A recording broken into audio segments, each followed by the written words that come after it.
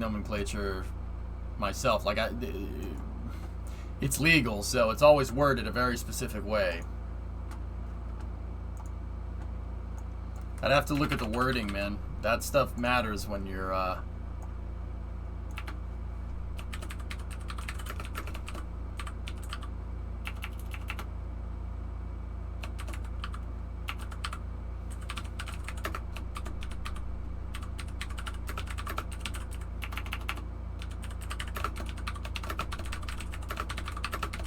Mission mode, part 171. Here we go.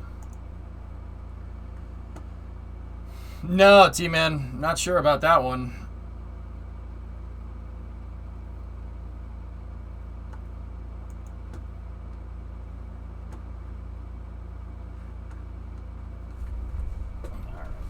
Man, it definitely cooled off since that rain came through. It was getting hot in here. But we've had Florida weather over the past couple of days, guys. Straight up Florida weather. Ambient temperature went down 2 degrees since the thunderstorm rolled through, which is pretty crazy. Alright, anyway. We were working on the launch pad here, and we had critical integration tests figured out. So we should be able to get the SSTO back on the pad very fast. That's loud. We gotta work on the gantry crane today, or the integration crane for this, and then go from there. Shouldn't you be running 1.12? No. No, I shouldn't. No auto strut through docking ports. I'll wait until they patch that, because I want to actually launch things, Tessa. Yeah, no, I rolled back. Okay. So, we have the pad figured out, and then I have my air brake leveling system. So we have the air brake alignment, which deploys 1, 2, 3, and 4. And then the leveling system, which is 1, 2, and 3. And that gets the thing centered and aligned pretty much every time. We tested it 2 times in a row. It worked just fine.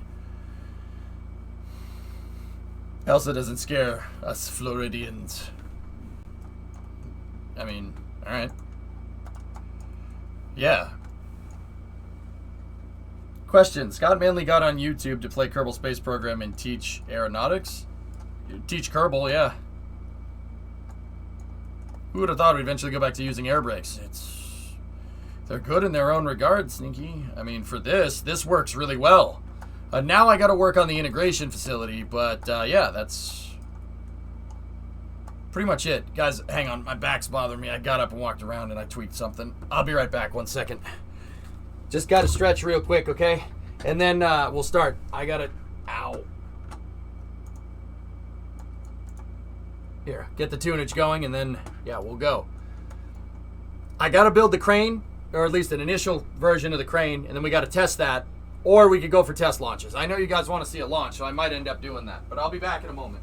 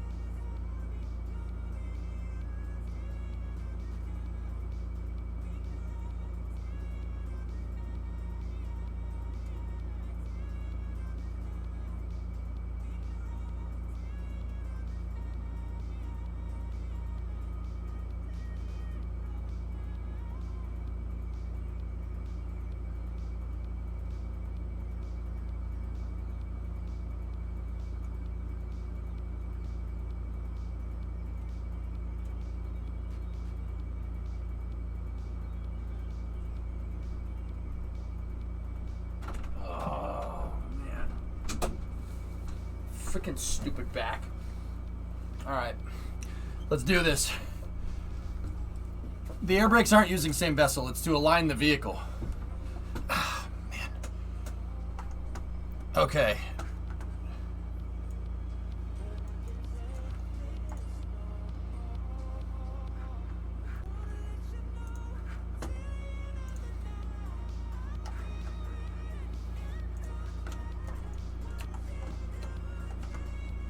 Wind turbines? Yeah, they're freaking gigantic, dude. Crazy.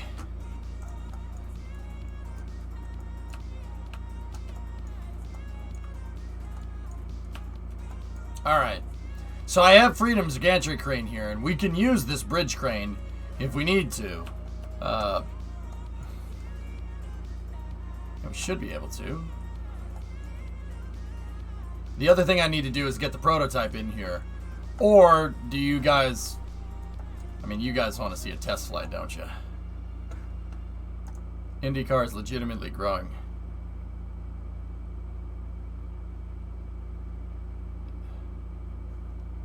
Good. Indy is sick. The last couple of races have been fantastic.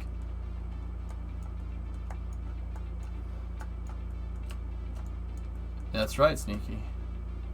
Will a crew module be in the payload bay? Most likely. Are you going to play Kerbal Space Program 2? Is there any reason why I wouldn't, Merc?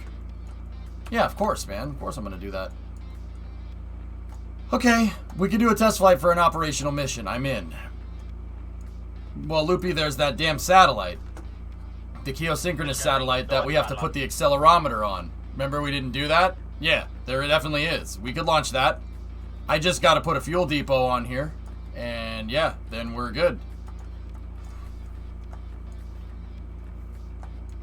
Dev Appler, it's been a second since I've seen you. How have you been? I'm great.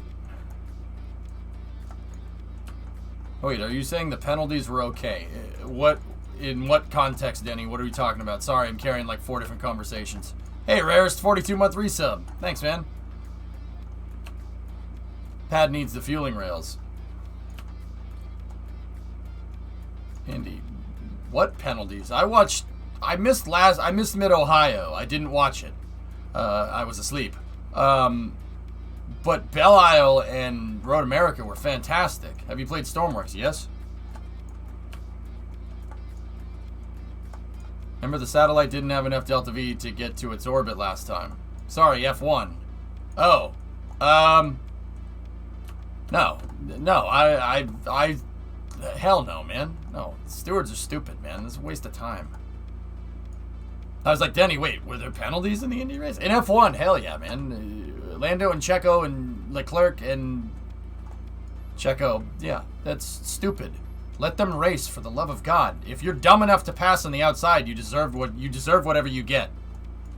Seriously, don't pass on the outside.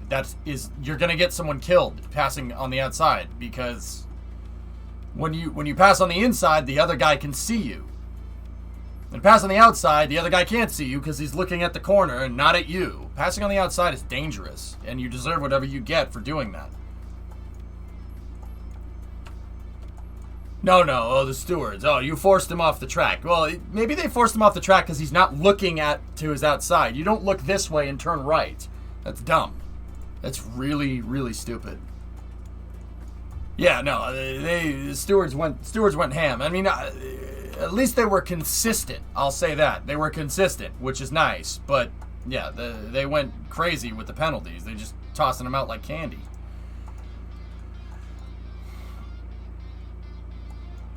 All right. We need to put the fueling pieces in on the pad. I was thinking we could make these the fueling. I could unlock the other Mark III fuselage and we could put the fuel tanks right here. Save some part count, I suppose.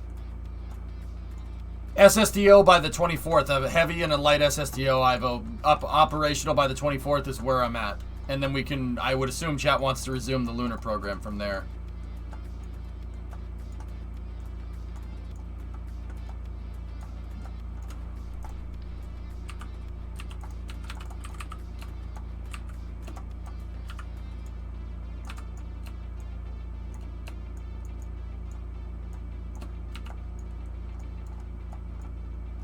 Yeah, Tessa, I don't know, maybe. Yeah.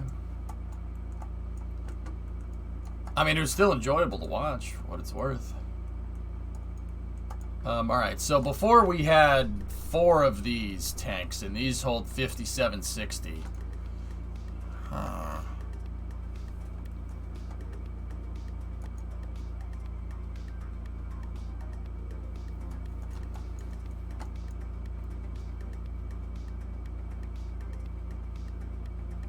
Yeah, this isn't bad. We should... Yeah, first order of business is to make the small one reliable and reestablish a way to get back up into space. Yeah.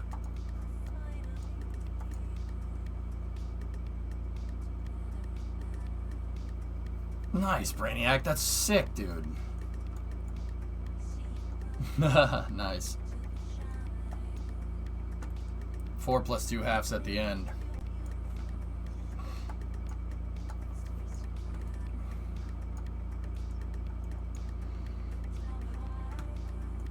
Yeah, loop. We could do 1, 2, 3, and 4. And yeah, it would be better to save some part counts, so let's do it. I'm going to make a new version of the pad here, R42.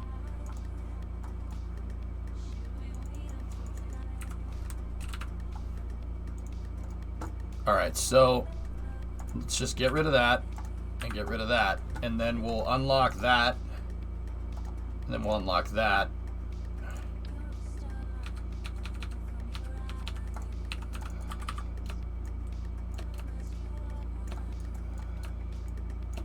I'm going to change the song up.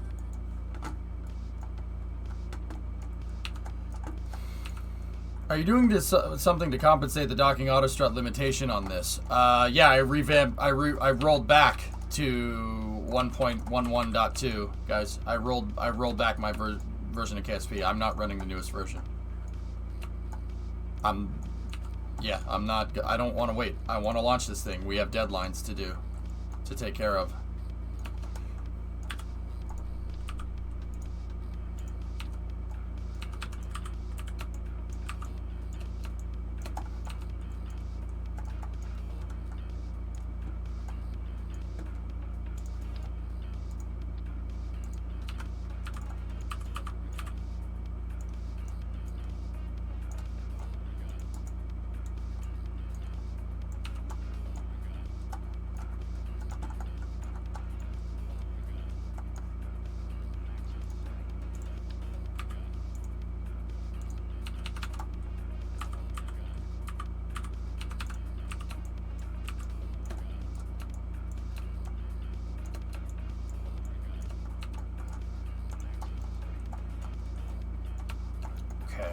So that's 4,500 liquid fuel.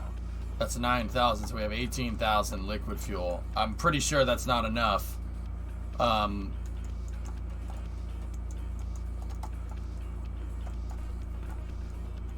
Is there a reason for the precise strut placement? The way you place the struts absolutely matters. I try to triangulate the struts. More or less. As best as I can. That and uniformity with the struts really does help a lot, actually. Alright, so I don't think that's enough, dudes.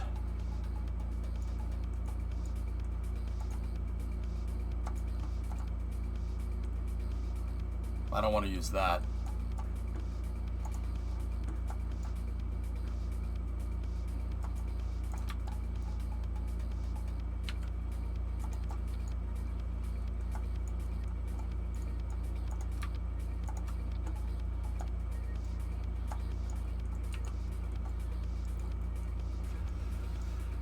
I don't think that's enough.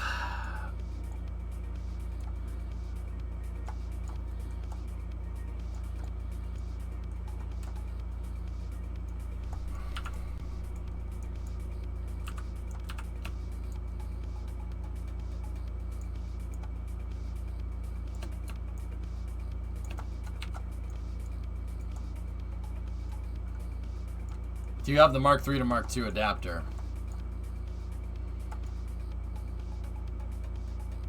Yeah, but Loopy, I don't think it's enough.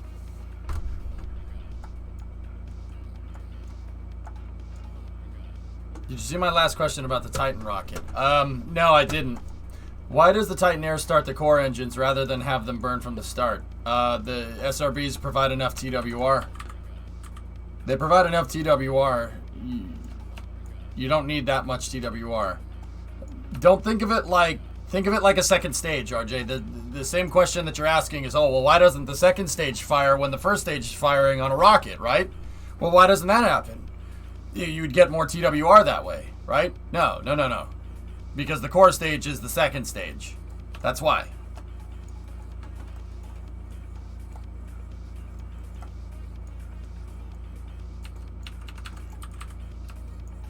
You get more delta V that way, man.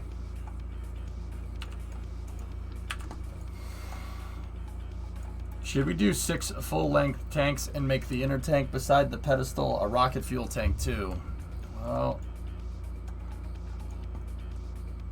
I have to start messing with stuff. Should I upgrade to Windows 10 Pro? I'm not the right guy to ask, dude. Loopy, I'm going to go with what I know. I'll take the part count hit. That's fine.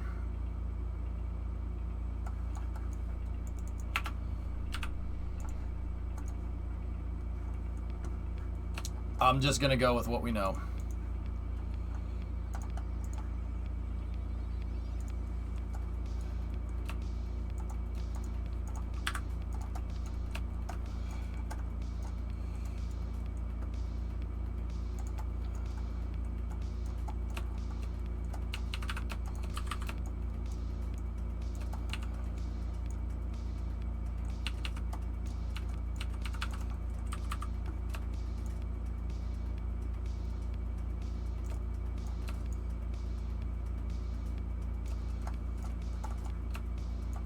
How much of a berth should we leave here for the crane? I think an SRB would be good enough. So that's more than enough there in that regard. So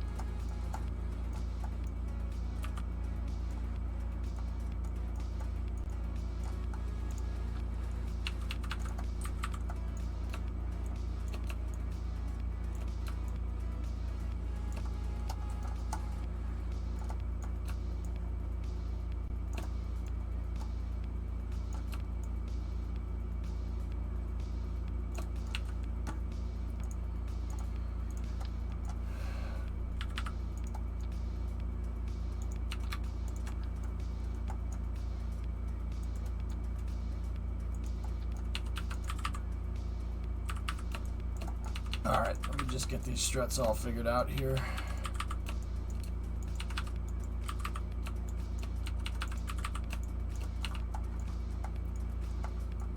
You know the Navy no longer uses Hornets, just Super Hornets. Inland prods, I heard that at some point, dude, but yeah, no, I didn't know that for sure. Well, Loopy, I found that lining these up with the root part fixes drift. I don't know why. Yeah, I don't have an answer on that one. So yeah, I'm just gonna keep it like that. Okay, I have plenty of room there. Alright, so if we're gonna shoot for a launch here, the last thing I'm going to need is the umbilical for the fueling trucks.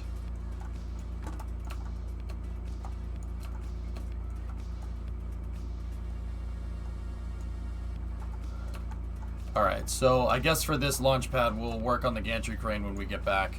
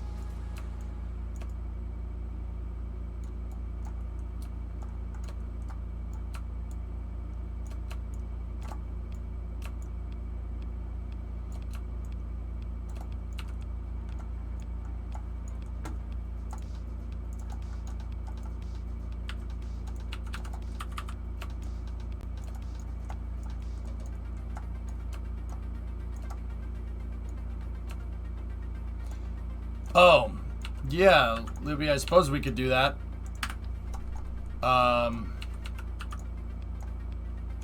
That means this would go over here.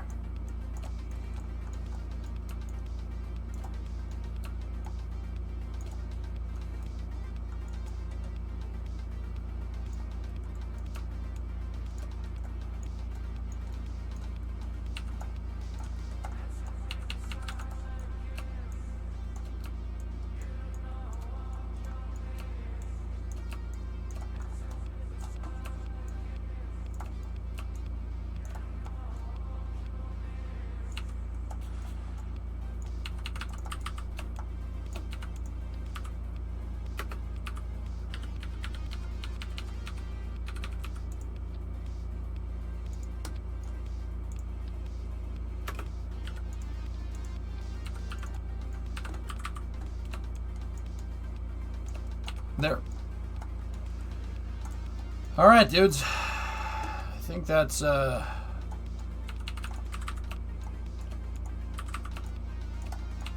everything we'll need here.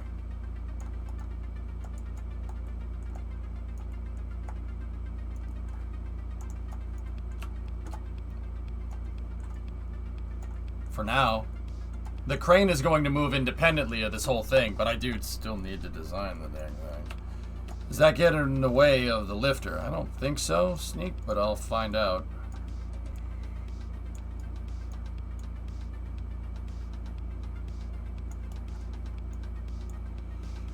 It's the same vessel, so it's the same vehicle, so it's not going to collide. It looks like it clips in a little bit, but those... Yeah, alright, just for continuity's sake, I'll just move this that way one tick, and then we're good.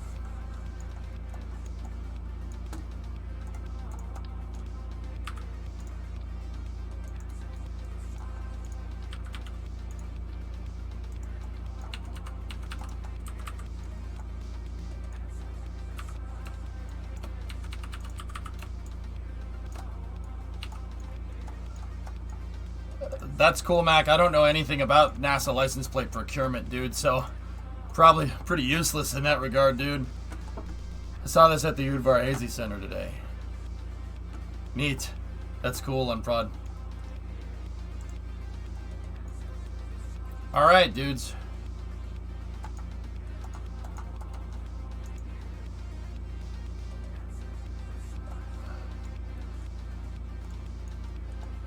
Won't those new pad legs run into that?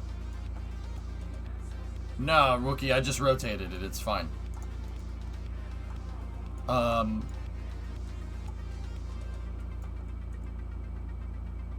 I think we're good. So you saw the sad news about Warbird today. No, Tessa, I didn't, but I want to get this done, dude. Is it pertinent? I'm not sure what's going on.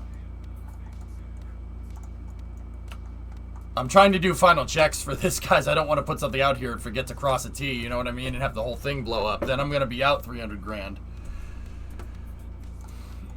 Warbird is going back to Austin. Oh, you're talking about Cleater. Cool. Well, hey, at least we had it for a little while. RJ extended the tier 1 sub through August. Thanks, buddy. All right.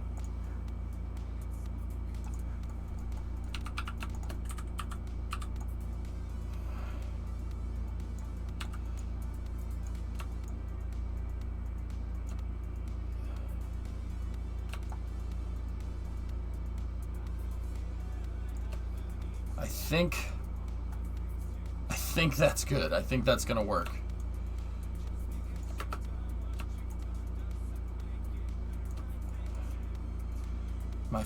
The fuel tanks, Loopy. I don't know if the fuel tanks are gonna hit. Hold on.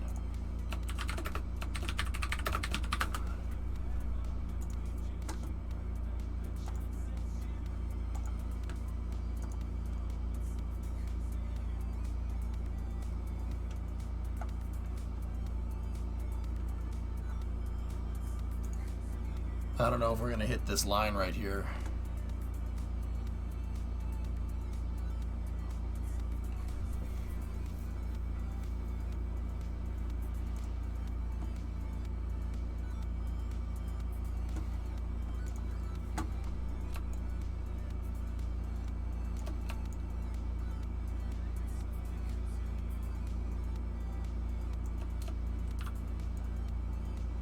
You know what? We'll just do it.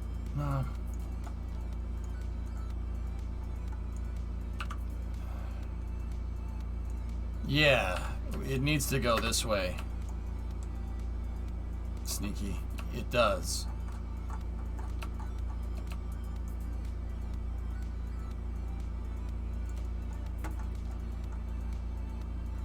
I'm worried about it hitting that thing right there.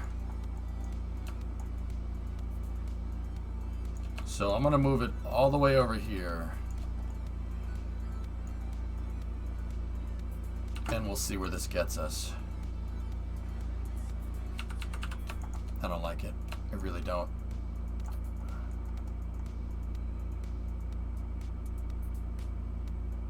Put it on the back? Well, there's the RP1 fuel farm and then the LOX fuel farm there, dude. I want to put it like right here. So, you know what? I'm going to move this over here like this. I'm going to move this here like this.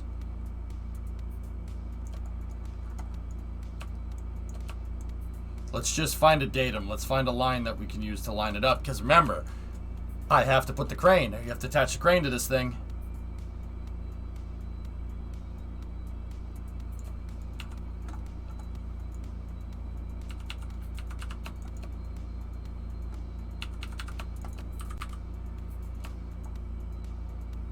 I would really like to put it in line with the other pad, where Freedom's pad was, but you know what? I'm just gonna move it over here.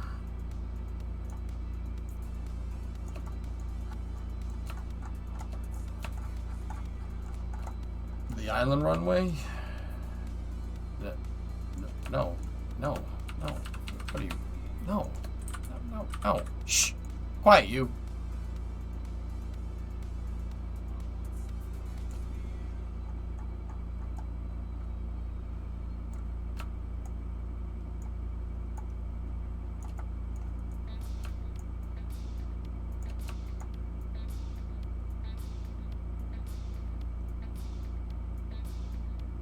Alright, let's try that.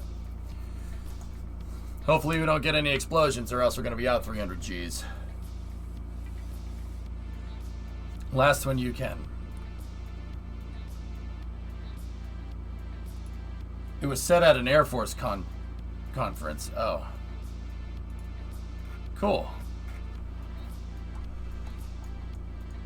Oh. Well, good news. We're way in the clear.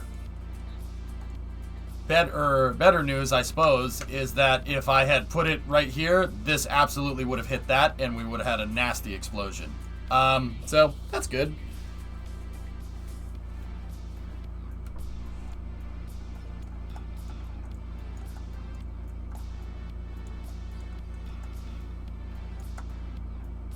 That would have been a nasty big explosion, too.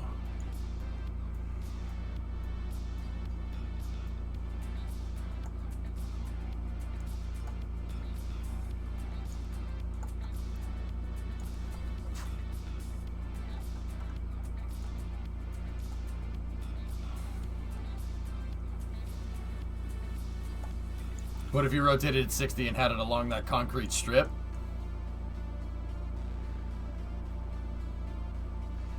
$30, Loopy, how would I get the crane aligned to it? I would love to, but how would I get the crane? Yeah, I think that putting it this way is probably a good idea.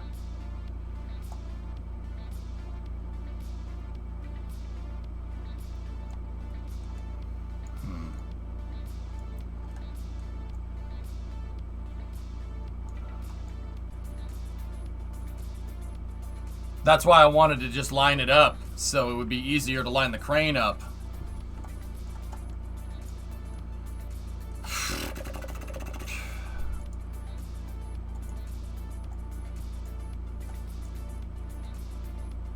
Want to put it on the north end? There's a flagpole in the way.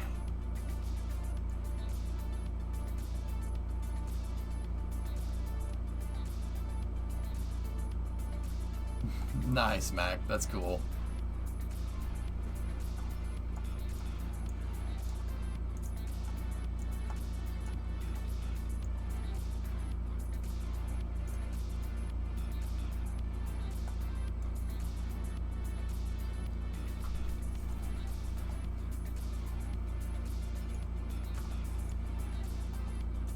Can we put it at the astronaut complex? Nah.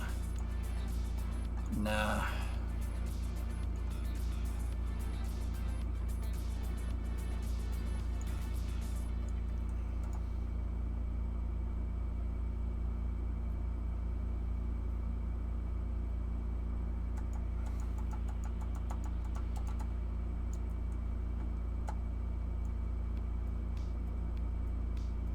If I, instead of putting these tanks this way, if I put them this way, that...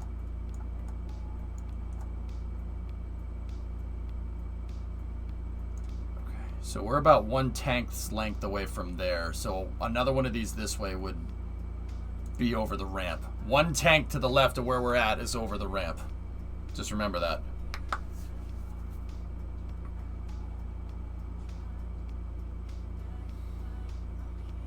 We could do that also, Loopy. Yeah.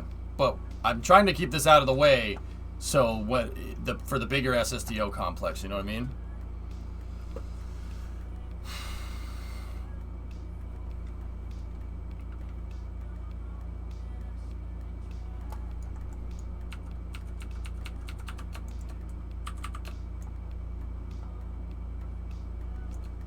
So the ramp is give or take right where this I-beam is, right?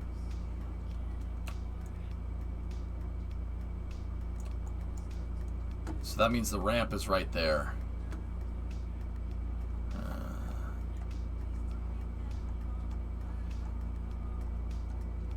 If we're going to squish the tanks to get it centered, it's at the right distance outward so the rails are flush with the concrete.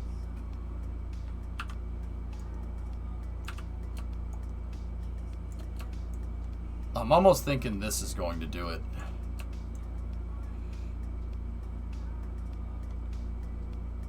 No.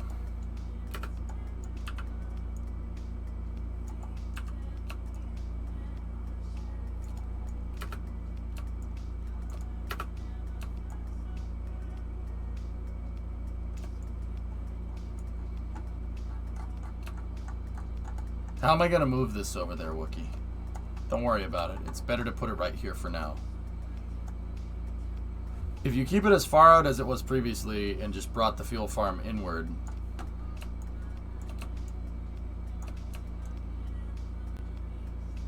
I think that would give us what we're looking for, yeah.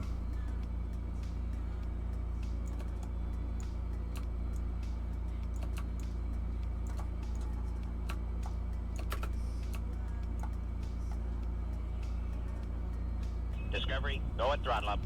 Goat at throttle up.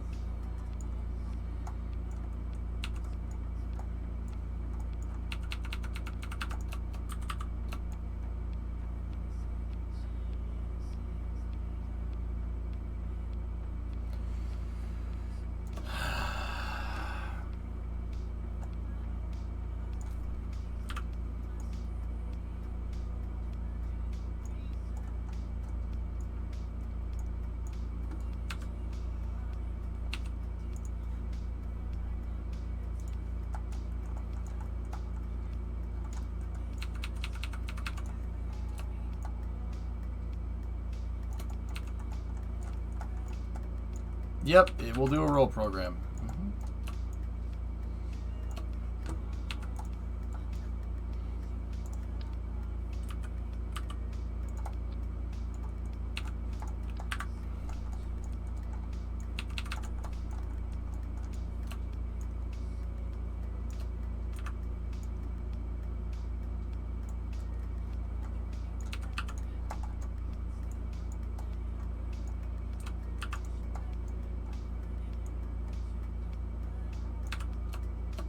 Banana.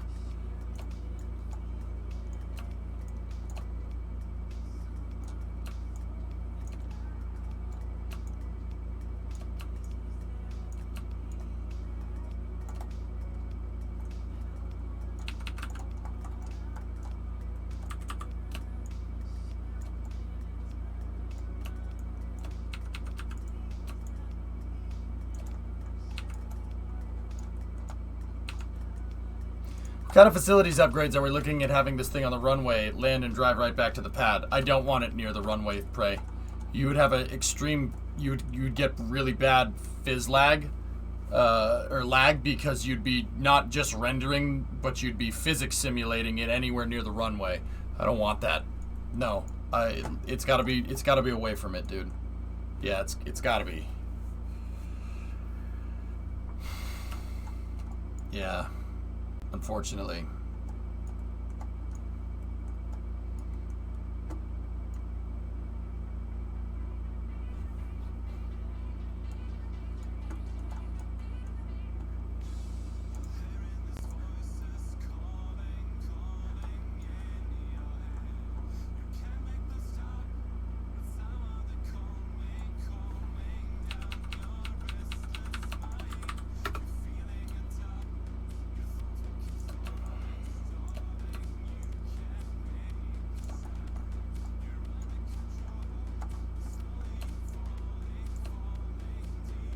Okay.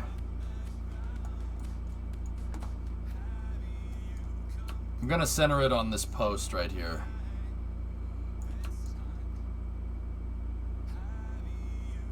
Oh, I really hope that's enough, man. Out of the 4 I noted earlier, your choice.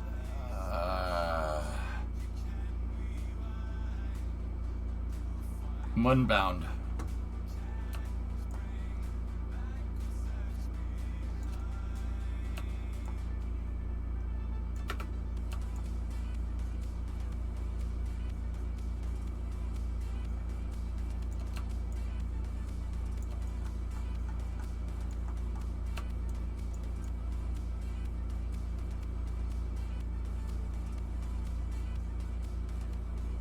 I just hate how the fuel truck is it's gonna be such a pain in the butt to get the fuel truck to attach. I'm just gonna rotate it. We'll just rotate it. It's the way to do it. That's what I was testing. This is just the right move.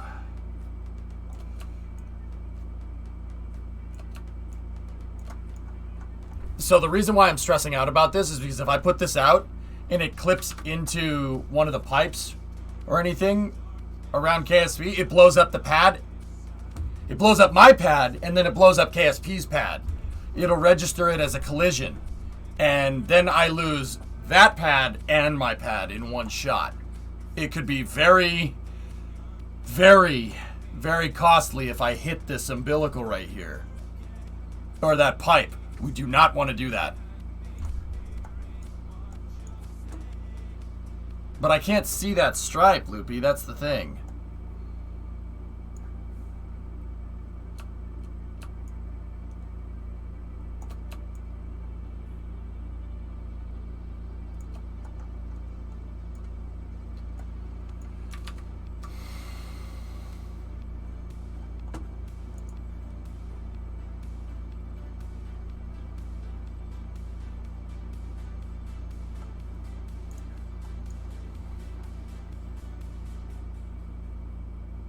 Launch a test piece, maybe just an I-beam footprint of the pad.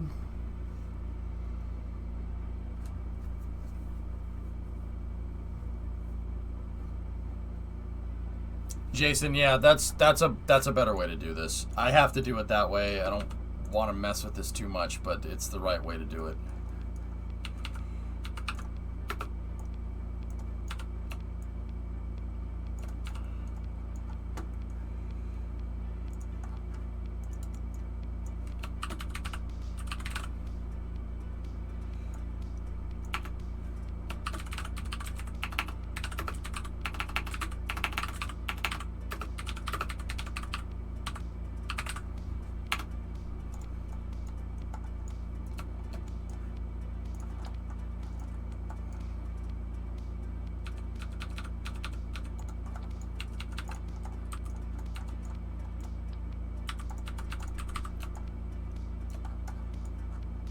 So I'm just going to make a copy of the pad here.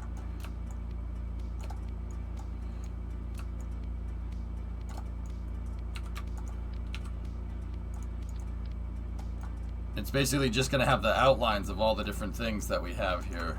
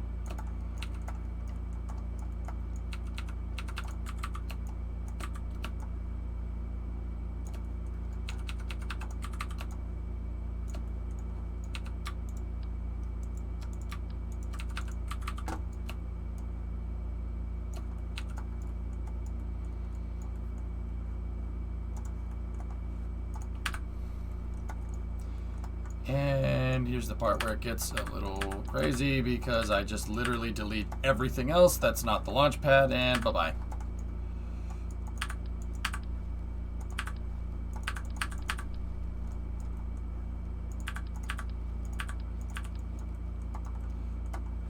And we are literally left with an exact footprint of the pad.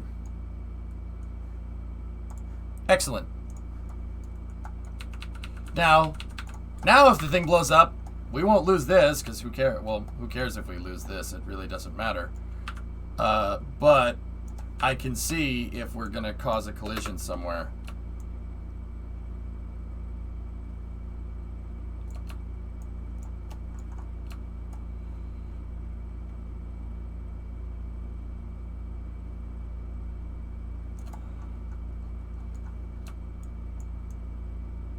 All right, let's try that. And it only costs 3K instead of 300K. Yeah.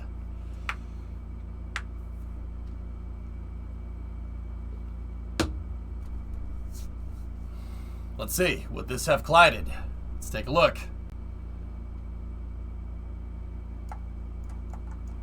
Whoa. It would have fit. Huh. But there's no way we could get the fuel truck in there. That's not happening.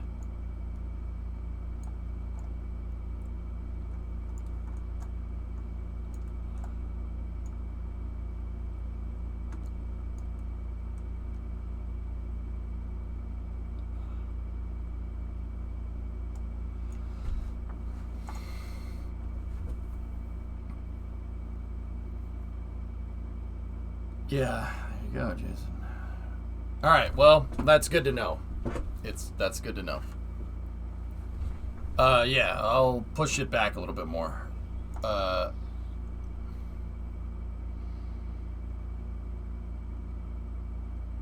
should be good.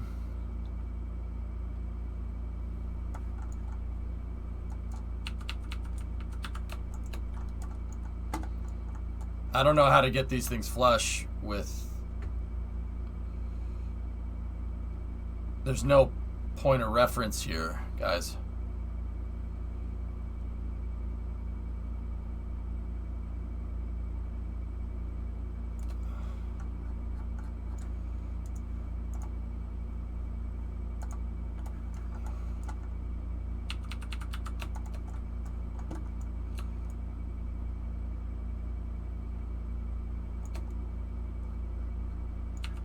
All right, let's try that. I know what you mean about getting it flush with the concrete, but I want to look a little bit more.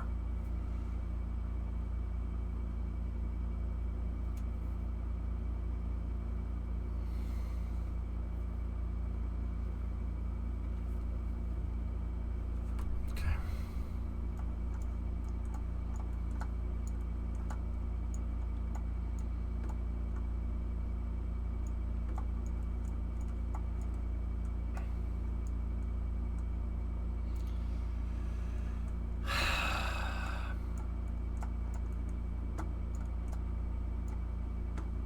I'm thinking having it right here is not a bad idea.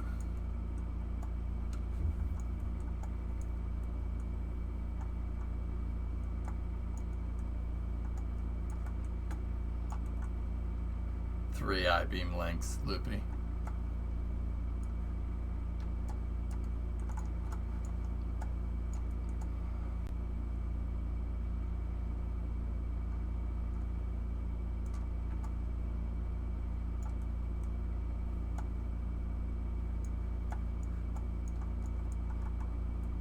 I could, Mac.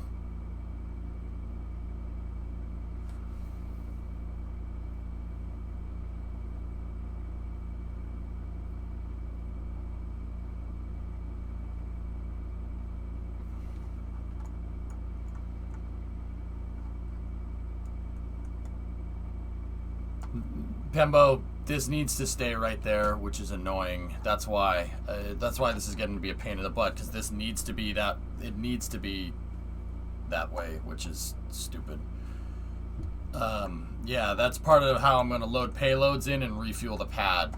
So like the SSTO will back it up this way, right? And then I have a crane that can roll back here, pick up a payload that out of here, right? Put it in the SSTO, and then we roll the crane all the way over here, turn the thing up, and launch it, you know? So, yeah, long story short, guys, that needs to be there, which is really annoying.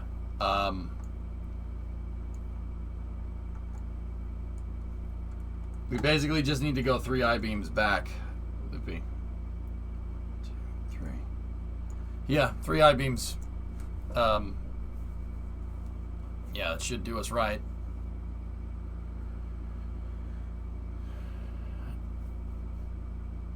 Call me immature, but it looks like a Johnson. How did you get a Johnson out of this? It's a bunch of I-beams. Do you watch YouTube videos about people building erector sets and call that pornography? That's weird, man. I don't get it. Buddy, I'm confused, man. I think you might need to see a doctor or something, dude.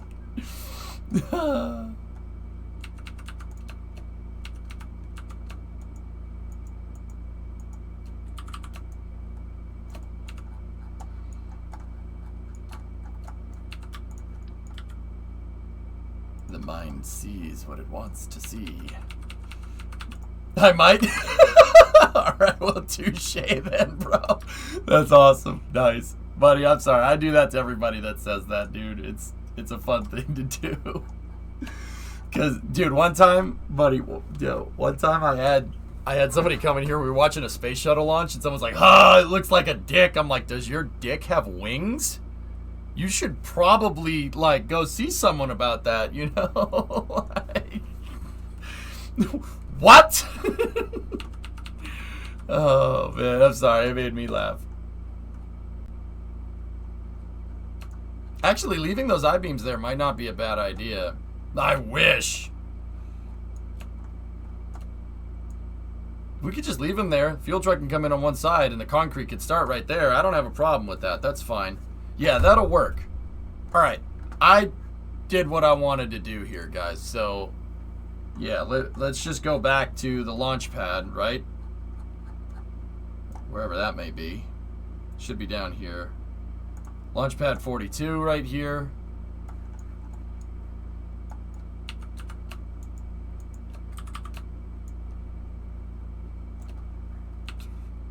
We need to back out.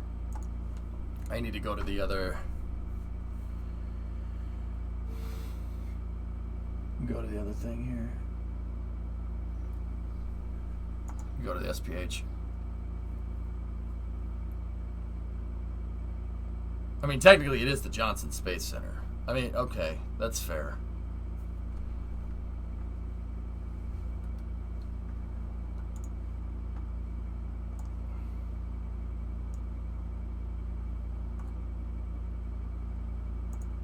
Okay, 42. And then we just take this, right? And I put that right there. And then we switch over here like this. I take the launch pad, we make sure we're centered.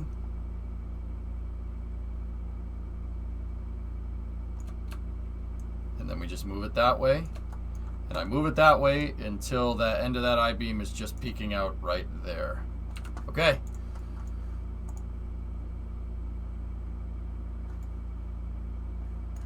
Yep, it should be over there somewhere. No, should be over there some. Yeah, there it is. Okay, it is over there. Cool.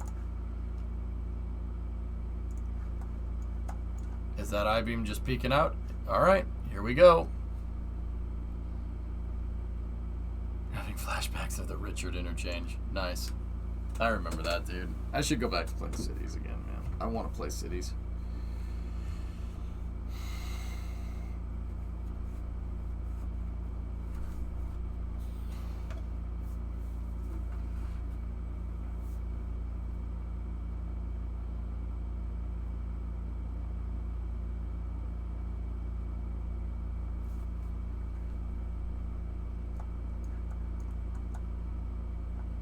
Perfect. We're good. All right. Everything is gravy. Lock that out. Okay.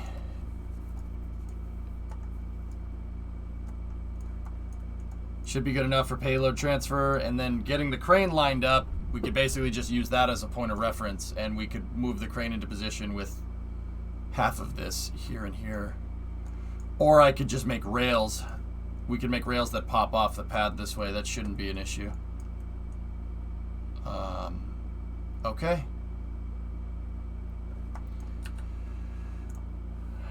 Let's get prototype 9 out.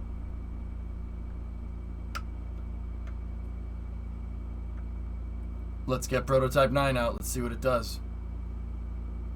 How do you change where you take off? Top right, up here in launch options.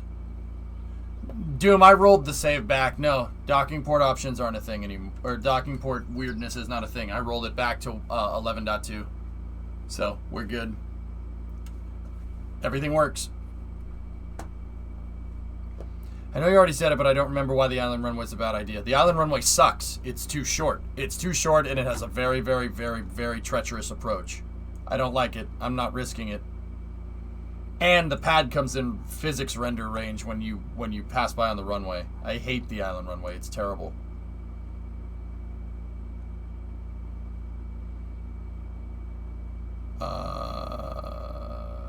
Prototype.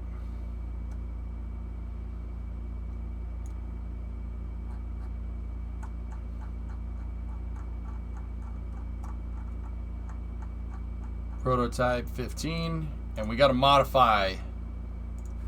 We got to modify the payload here. The payload per that contract wants an accelerometer on it. I did not purchase the island runway. No.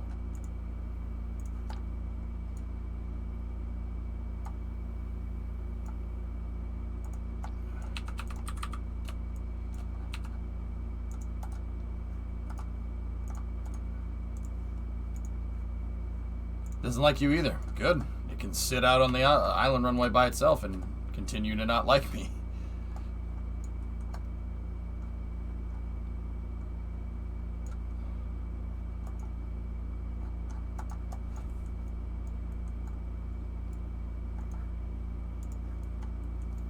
I thought about using this out of the desert runway, Tessa, but maybe down the road, if I figure out that operating the big SSTO out of KSC and the small SSTO basically right next to it is a bad idea, maybe some other time.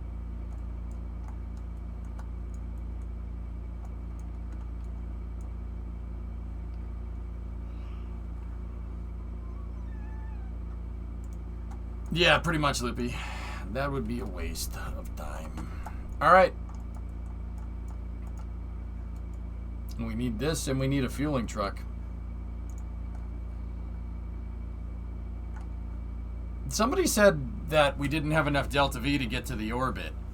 I think that was because I didn't do a good orbital insertion with this thing, or something along those lines. I'm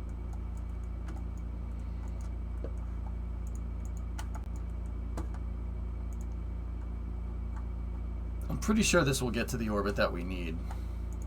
It does have the Delta V. Maybe that was something else that somebody was remembering. I'm not 100%.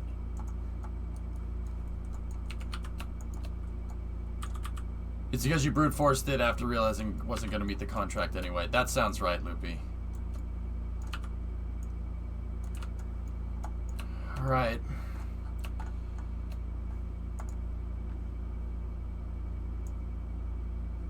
These tests will be done in the unmanned configuration, and what I will do, I don't want anybody near this thing. Yeah, that's right, Loopy. That's what happened. Thank you. Let's get my fueling truck out.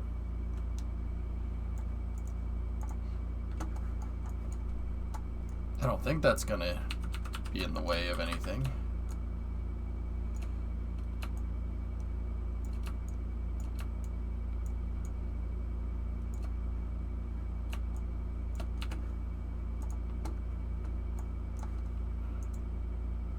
here we go.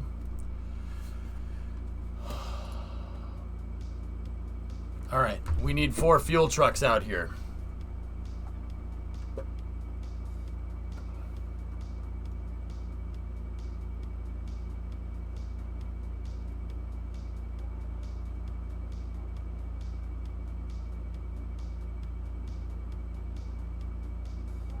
Come on. Discovery, go at throttle up. Soul, 24-month resub. Thank you.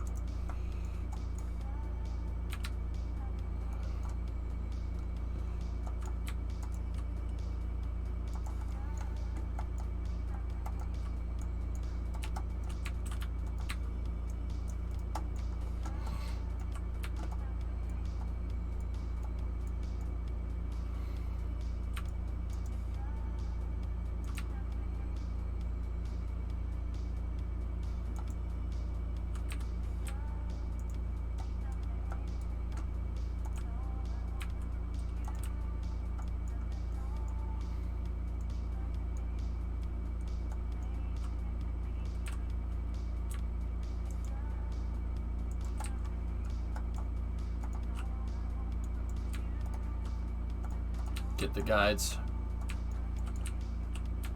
in position. Man, we haven't done this in a little bit, huh?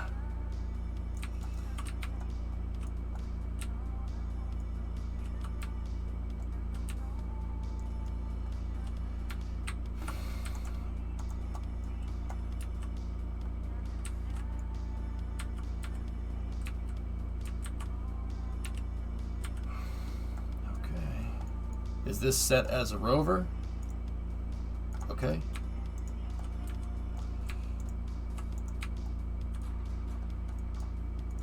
All right, here we go. Perfect. Start fueling.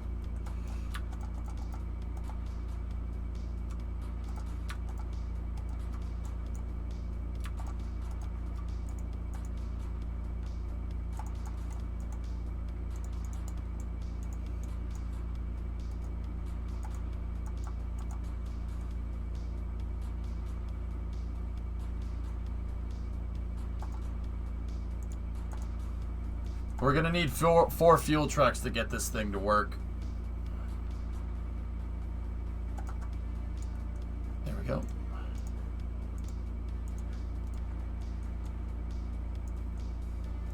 Is the launch site in business? Well, we're gonna find out.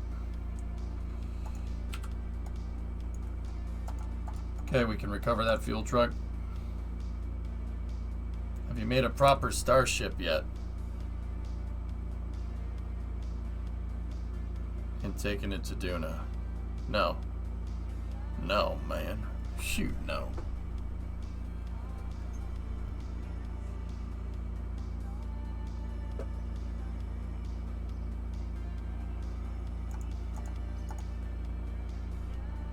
No, I haven't. We're building SSTOs right now, dude.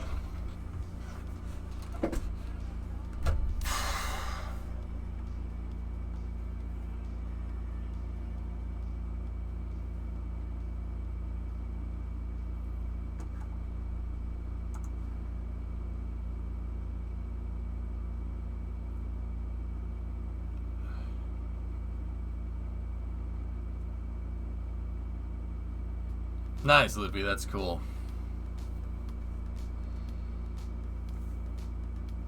That's really neat.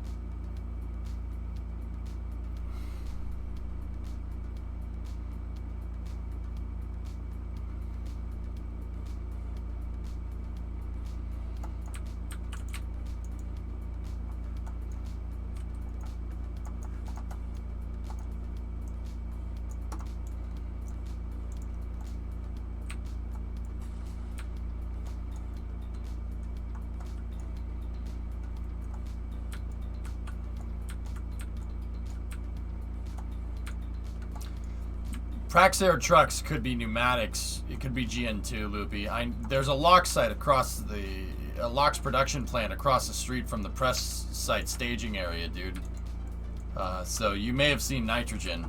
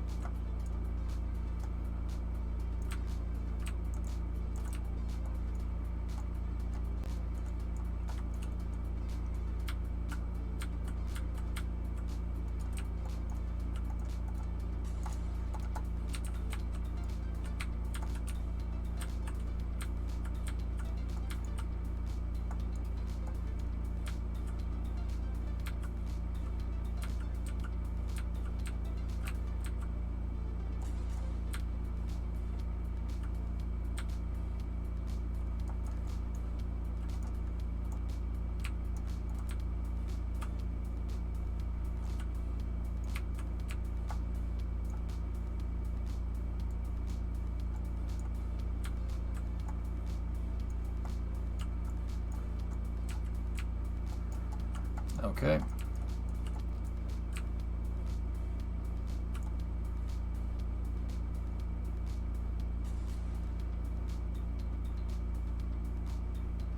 Come on, get up there. Come on, get.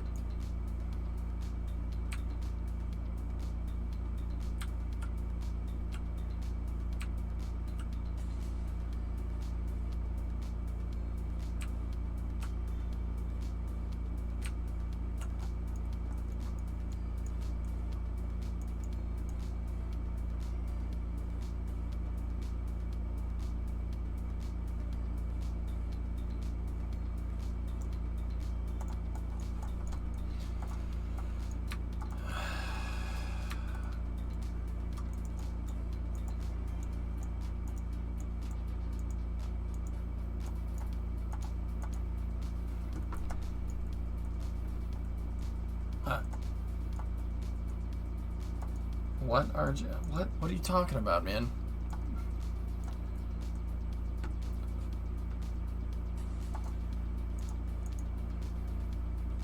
Hey, fun sister, what's going on?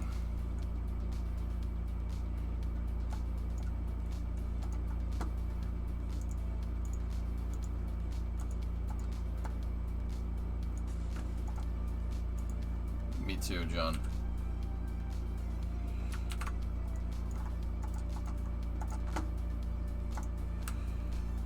Flying Microsoft Flight Simulator, cool.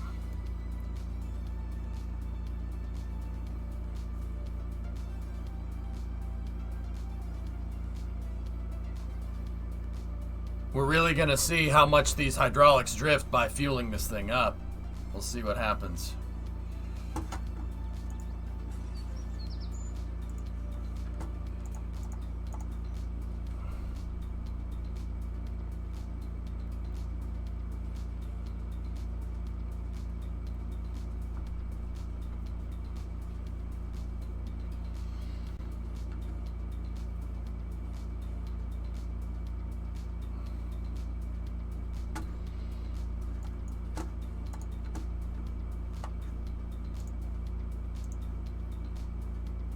Okay.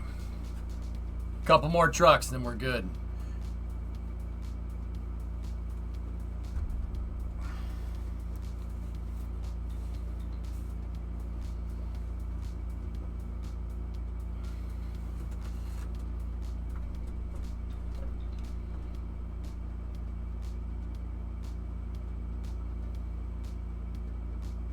Is the mullet gone? It's been gone for a while, dude. I got rid of it the day SN15 landed.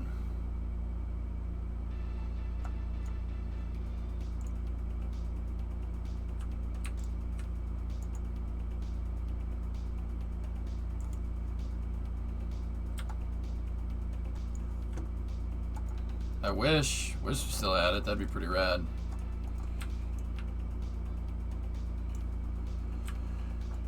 Do it for Dale. Oh yeah, brother. Yeah, I figured you guys would like the old cleater hat. I am a pretty big fan myself.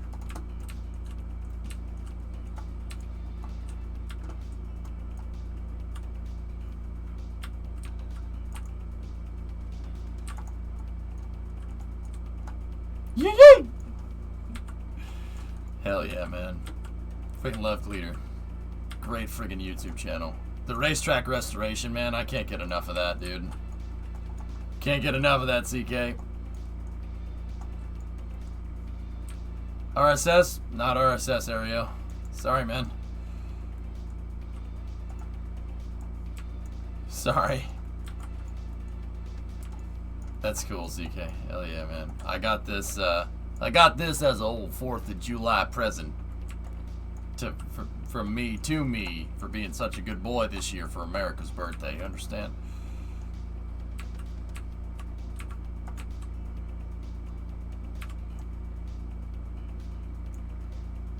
Okay. Third truck.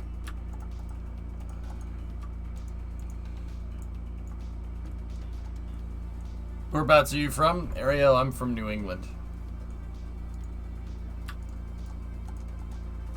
Meh. Massachusetts, man. Literally, like, as far away from cleaner as possible. I love Florida, though. I lived there for a long time.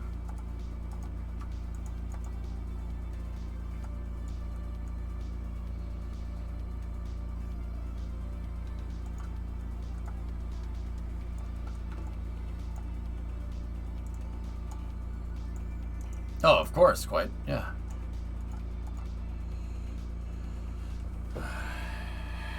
Yeah, we're gonna need one more fuel truck.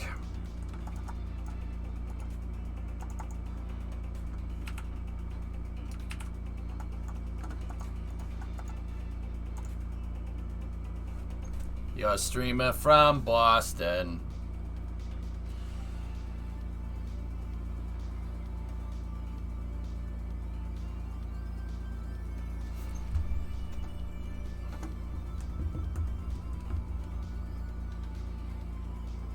So did you do something stupid for the 4th of July? No fireworks this time, Laserman. But I did watch fireworks. You got a good Kennedy voice? Kennedy's from Brookline area. I'm from the next town over in Massachusetts. It's still all part of Boston, but whatever.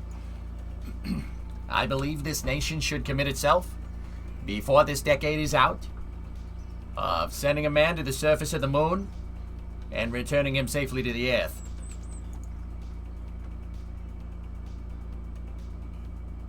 Family's from Andover. Oh, right on, man. So just north, yeah.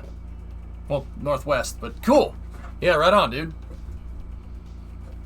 How is your Mayor Quimby voice? It's quite good if you do ask me. But remember, I was elected to lead, not to read.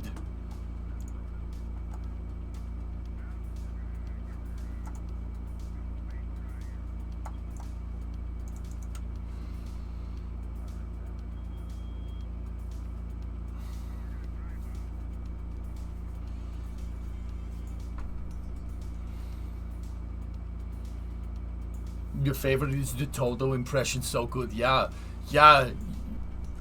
you know, we are here to crush the competition.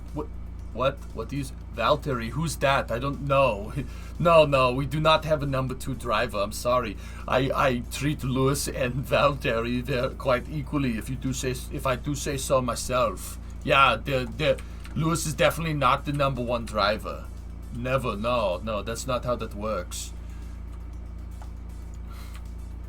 You're born in Worcester, sister's down in Attleboro. Cool, right on. I like to race, you like to race, everybody here is a racist. We all like racing. He said that in a press interview once. I was like sitting here going, there's no way you don't know what that means. How about Max? Yeah, good race. It was boring. For Max, but yeah. We choose to go to the moon in this decade and do the other things. Not because they're easy, but because they are hard. Because that challenge is one we are willing to accept, one we are unwilling to postpone, and one we intend to win. And the others.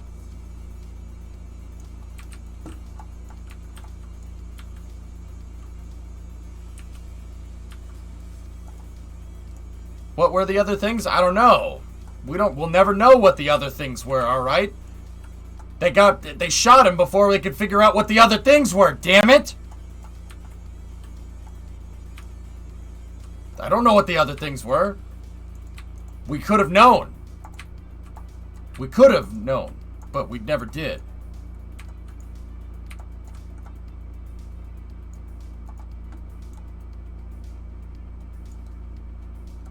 That guy is very highly revered up here, especially in Revere.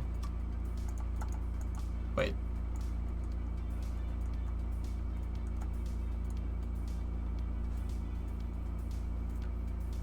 Yeah, that's probably accurate, John.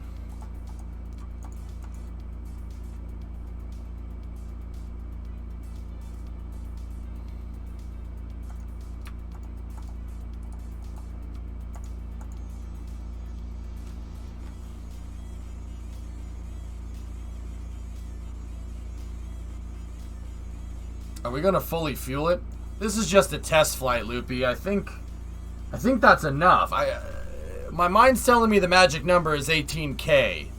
So we have 17 here. Ah, crap.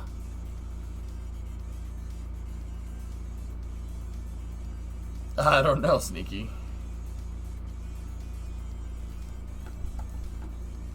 I think this should be enough. But then again, if it's not enough, I'm going to have to go get another frickin'... I'm going to have to go get another fuel truck. You know what? Let's just...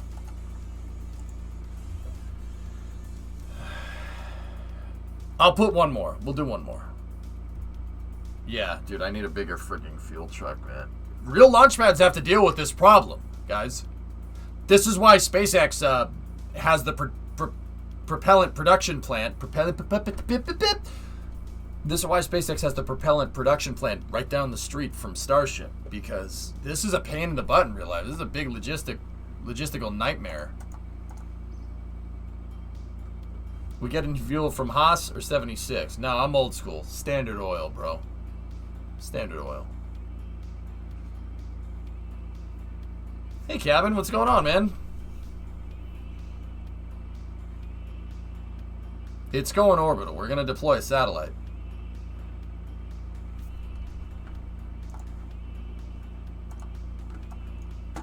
I'm fueling up a launch pad right now. Dolian, I make reusable launch pads and reusable vehicles that launch. The launch pad launches a reusable vehicle, but the pad's also reusable. Part of that is fueling the thing up. I don't put rockets out on the pad fully fueled and just say, ha ha. No, I make single stage to orbit launch vehicles right now, and when they land on the runway, I can drag them back over to my launch pad and reuse them. So, part of that is this part of the game, which is gameplay, which is, you know, which is not the most exhilarating gameplay in the world, but it's me filling up these 4 fuel tanks here, you know, with my fueling trucks here.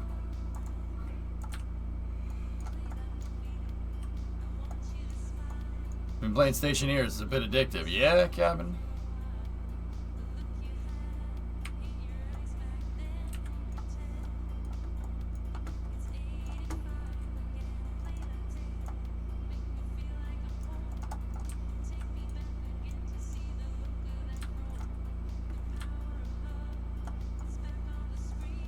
Mason knows. That Stationeers is one piece of game. I know from experience, dude, if you know what I mean.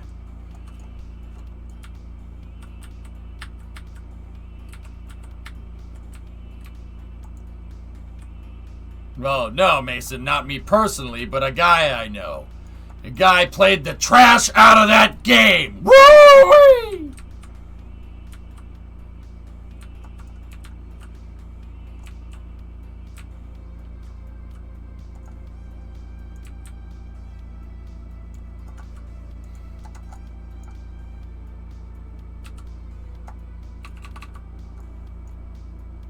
Good, great, grand, wonderful.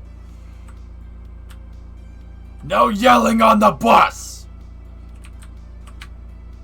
Chad passed the 3rd grade.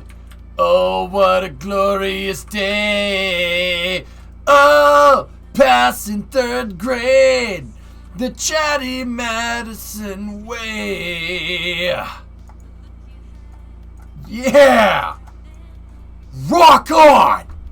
Yes! Well, this isn't ideal, considering this truck is full of fuel. What's going on the screen right now is not good.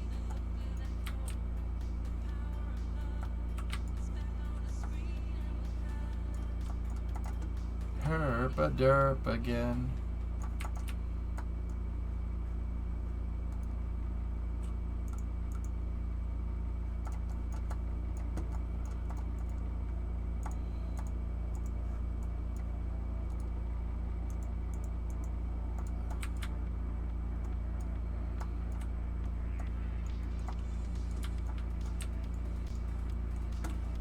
So, Kerbal, this is the part where, you know, you go back into position. Why am I out of electrical charge? You're supposed to go between the tracks. Yeah, you noticed that, huh? What is sapping all my EC that quickly? I don't understand.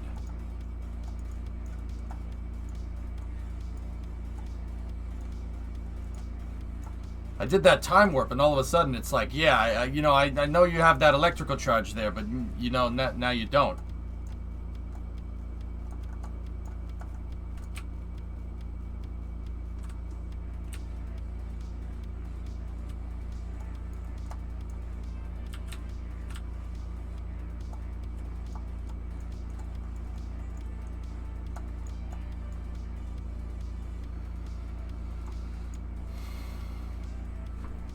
Well, any freaking time, sweetheart! Looks like the best part of this fuel truck ran down the crack of the launch pad and fell out as brown stain on the floor.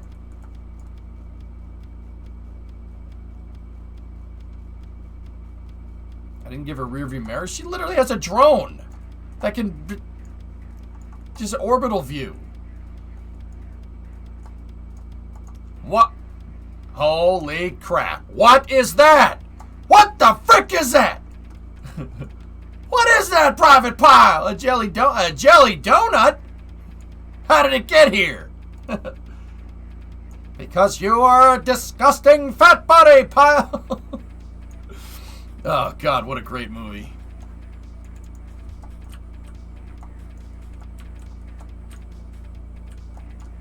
Claws are always a little finicky, guys. I use docking ports. Docking ports are much more precise.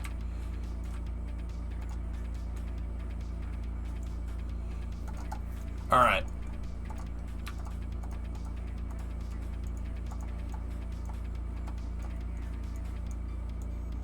Fuel farm's almost full.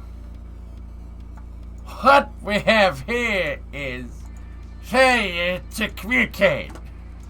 Old school reference. Is it possible? Why don't you stack double I-beams to prevent tires from... that was my fault. I time warped while we were in the tracks. Don't worry about it.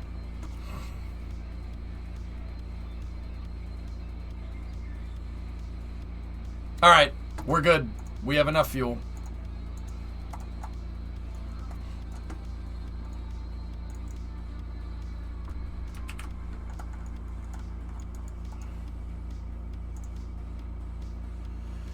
I used Animal Mother as my username for a long time. Yeah, Animal Mother is one of the finest people in combat you could have by your side. Just needs someone throwing hand grenades at him for the rest of his life.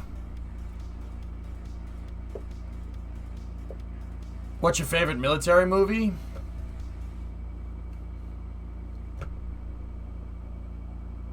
Does The Pacific count? It's not really a military movie, but it's close. If not, Saving Private Ryan's good. Black Hawk Down's pretty gnarly. Platoon is really good. If Apocalypse Now counts, I suppose Apocalypse Now. Full Metal Jacket, obviously. Does Stripes count? If Stripes counts, that's definitely up there. How's it going? Good, Nazalik. Few Good Men, also a good movie. We Were Soldiers, good movie. We Were Soldiers is nuts. Yeah, Karavek, I'm with you on that one. You can't handle the truth! Sorry. How have you not said Top Gun? I guess because the topic of conversation centered around infantry movies, I suppose. If we're just including all branches of the armed forces, then yeah, Top Gun's definitely probably at the top of that list, and Hunt for Red October is right behind it.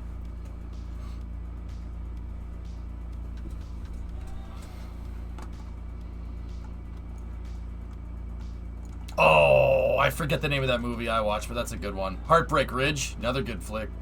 Improvise, adapt, overcome. Hey, Battleship's a great popcorn flick, man.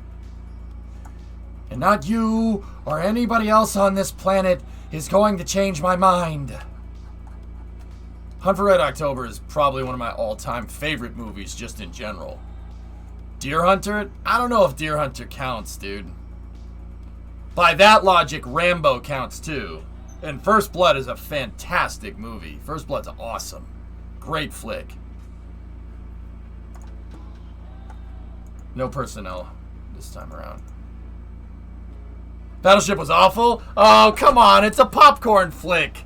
Just enjoy it for what it is, man.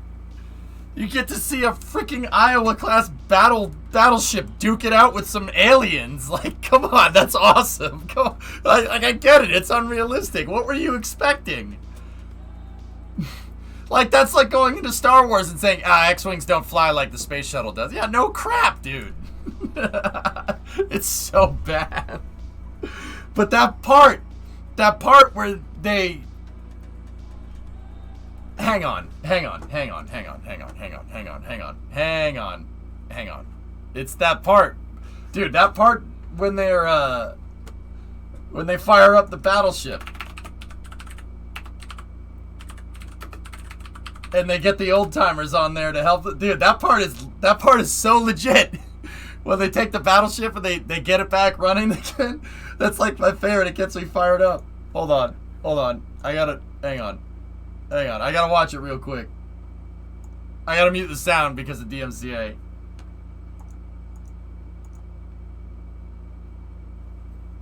I don't know what you're thinking, sir.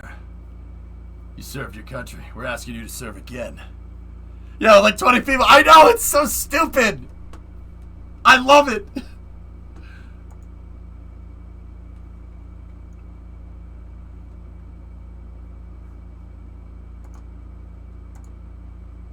Here. Right there. It's right there in chat. Watch it with me. I'll wait until anybody gets around to skip ad thing. Alright, ready? We're gonna do this real quick. 1, 2, 3.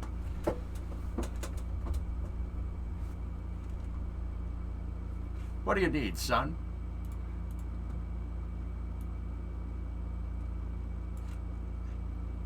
God throws the damn... Get that damn crane game out of here.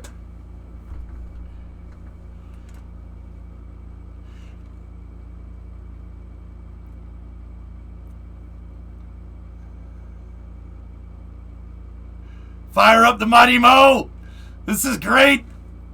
Oh, it gets me so fired up!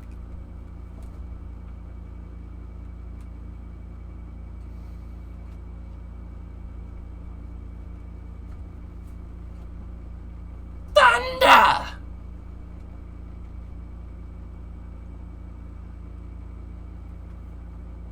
I'm sorry, this part gets me so happy.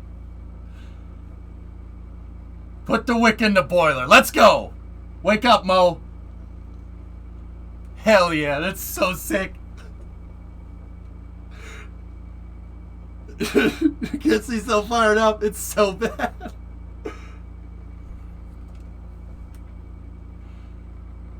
Right, Tin Can? Hell yeah.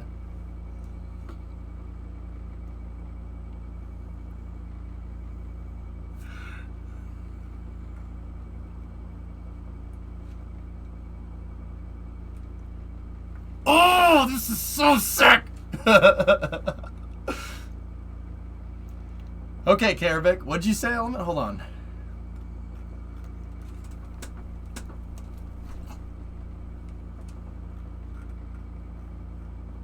Oh, that's so kick-ass, dude.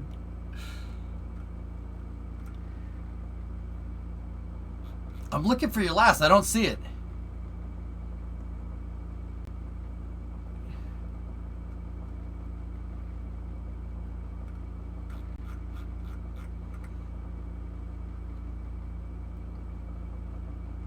I'm looking for it. I don't see it. Hold on. Send it. Oh, it's so... Dude, that's so... Dude, I'm sorry. This whole scene is worth the price of admission. This whole scene. I love Battleship for this scene. I don't give a crap about the rest of the movie. I don't care about the rest of it. The rest of the movie doesn't matter.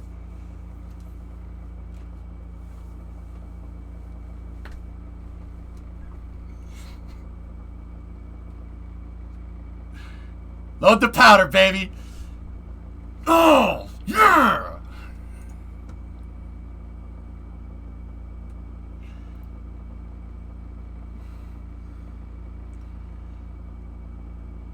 I despise that movie. I don't care.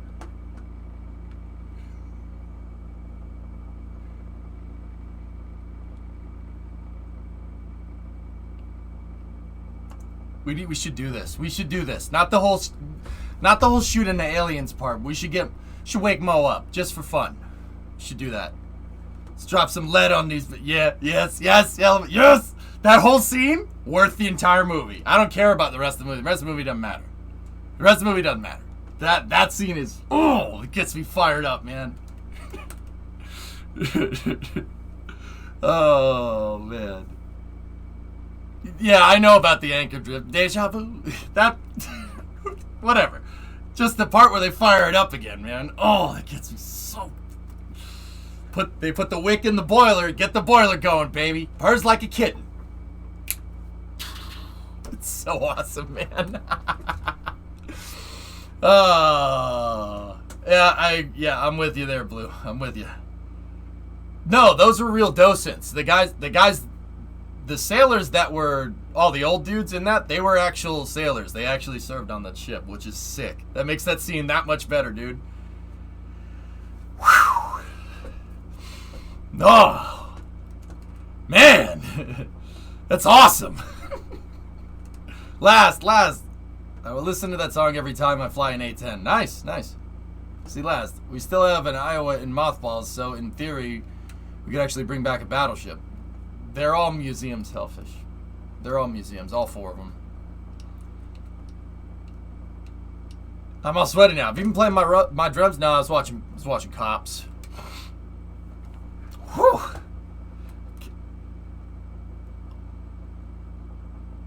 I want to watch it one more time. Damn it. Oh, okay. All right. No. We gotta have our own psych up moment.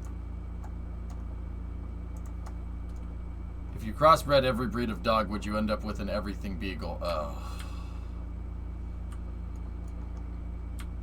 There's Mo, there's the Wisconsin Blue, there's the New Jersey, and then there's the Iowa. 6'1", 6'2", 6'3", and 6'4". Or no, is it 60, 61, 62, and 63? I think it's 63. There's no 6'4". There was a 6'4", but then they scrapped it.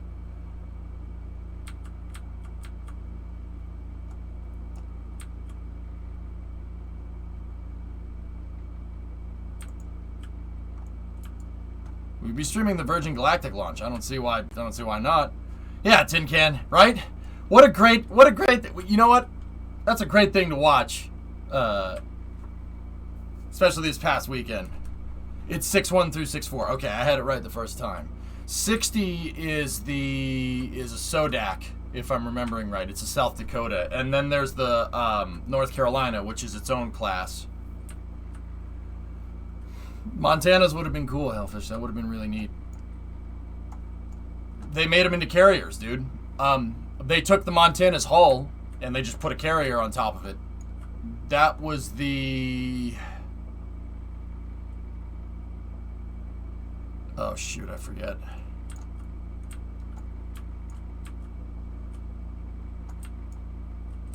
I wish the Iowa was in Iowa. Well, that would be a little bit difficult to get it there. Midway, I think, Thaney. Yeah, that sounds right. Yeah, one of the World War II carriers is a Montana-class battleship hull with just an aircraft carrier built on top of it. And then that design led to the Essex. And so technically, Essex-class carriers are Montana-class battleships, just with aircraft carriers on the top instead of guns.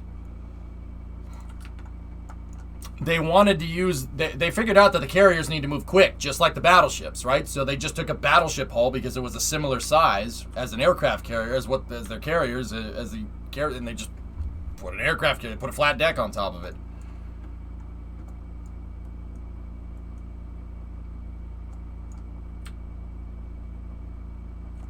Yeah, we all wanted the Montanas, guys. We all wanted that. Oh, man, now I want to watch that scene again. Oh, it's so bad. But that scene is so righteous, dude. What do you need, son?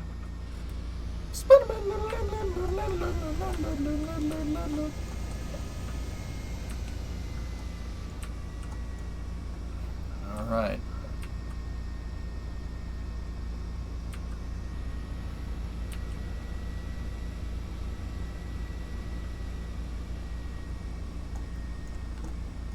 Okay, so prototype 9, your serial number 9, prototype 15 here. See, there it is, number 9. Just like Teddy Ball Game is moving into position.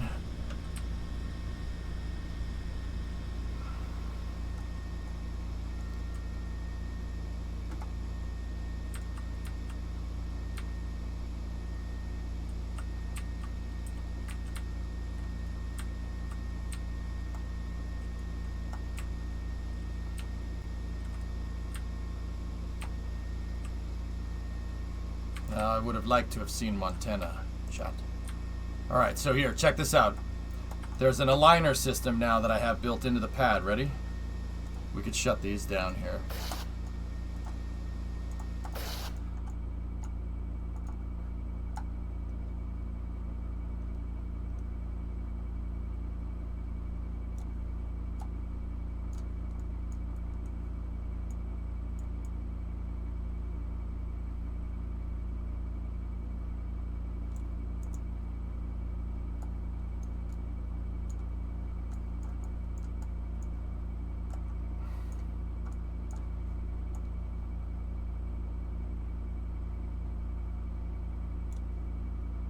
There we go.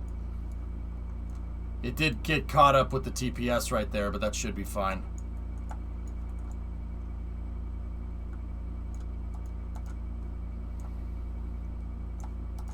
Okay.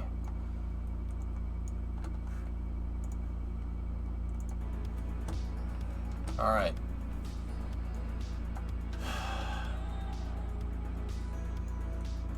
Let's check this.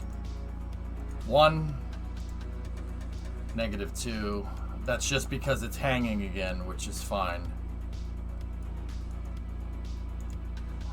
+2. All right, let's give her a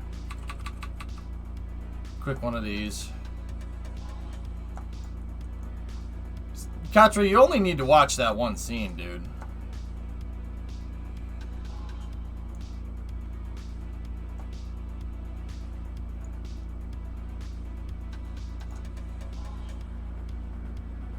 Okay, now this is where we would do a payload integration, but we already have the payload aboard here.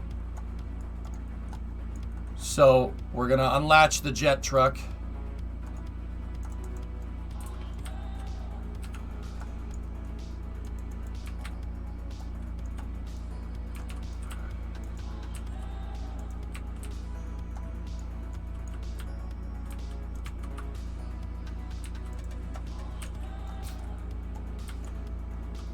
And I suppose for this mission, I'll leave the jet truck right here. I want to see what it does. I don't know how well we're going to get away with storing vehicles on top of the pad like this. I've never tried it before, but I'll take the risk. Okay. So payload is loaded, right?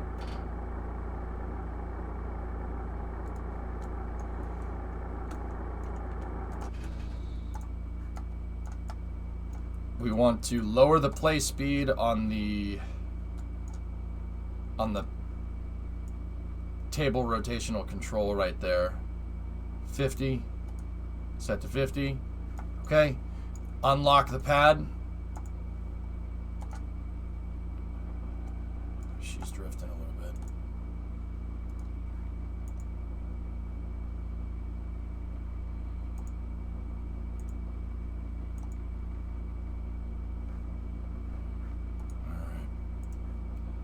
Yeah, we are drifting around 89.8. It's not much though. It's just a little bit. But... Okay, stand by.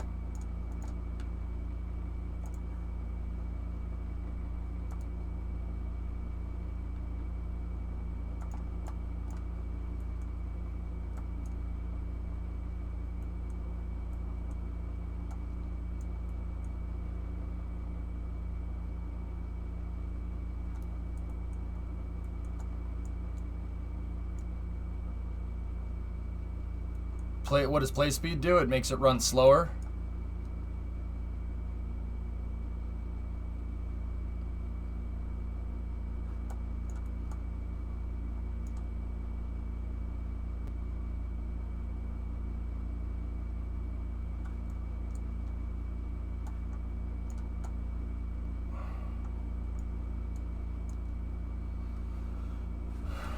Thanks, Pick. That's not really supposed to do that exactly, but that's why I lowered the play speed so it wouldn't do that, but that's okay.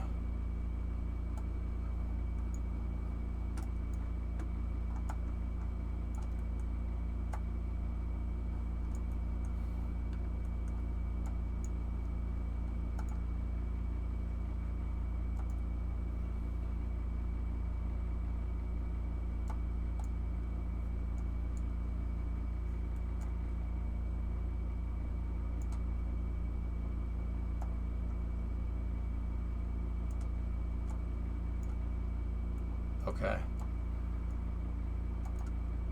So it looks like the rotational control needs to... It's stretching the hydraulics, so we need to just give it a little bit of slack. Just like that. And it should be, that should be fine. We're at, and we are pointed straight up at 90. Okay. Let's just check, make sure our payload is secure.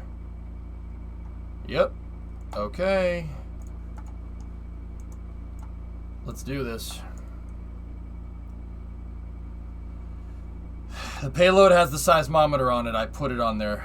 At least I think I did. Let's check it one more time. I should have put the seismometer right there. Yep. Okay. I don't know why a payload that's launching into space needs a seismometer, but hey, someone's paying me to do this, so...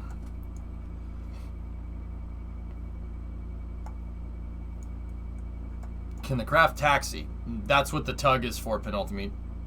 That's what the jet truck is for.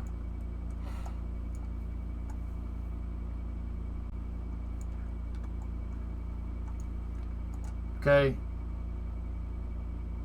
Lock out the rotational controller. T rotator is still armed. We need to lock out the main controls there.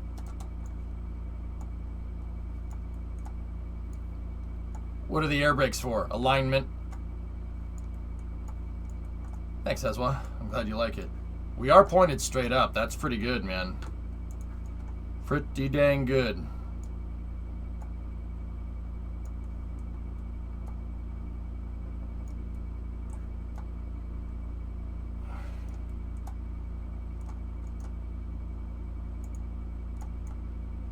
Okay, now we gotta go for fueling. This is probably gonna take a second.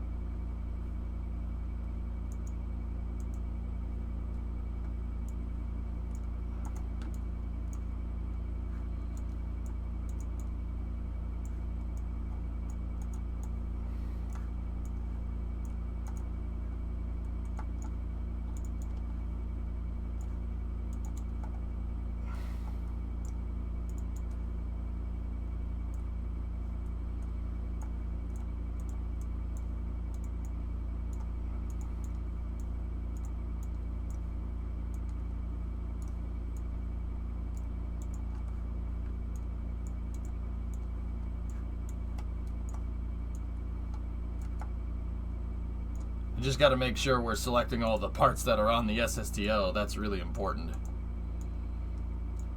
It's really useful if I have the fuel, actually go to the vehicle.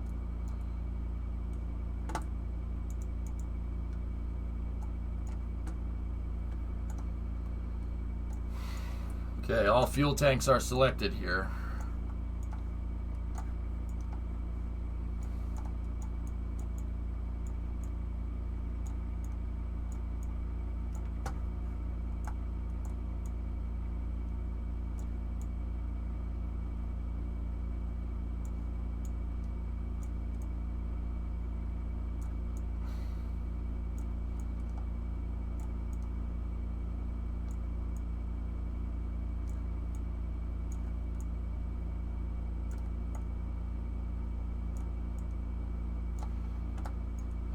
Okay.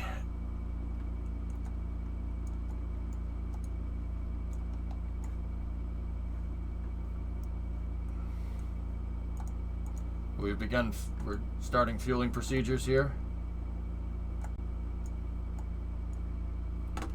And in the meantime, nope.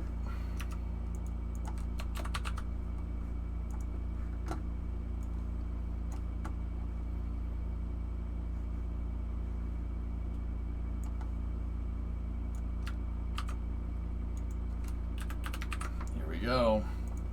Stetset 5A. We're launching the same vehicle. Our launch time is year 4, day 123. 11:07:00 11. It's going to take about 10 minutes, so we'll go to 22. Takes 10 minutes to fuel in game. 1 ton sat and dispenser. This is launch complex. It's not launch complex 1C. This new launch complex is still technically 1A.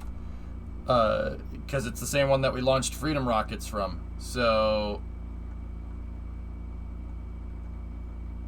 what's the last one? Launch complex 1A. It's the 100th launch. Oh no. 101st. 101st launch.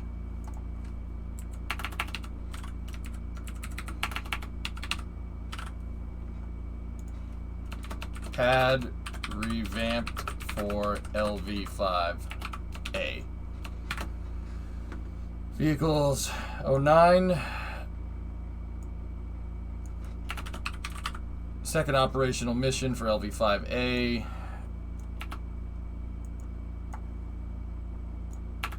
Hold on to your butts.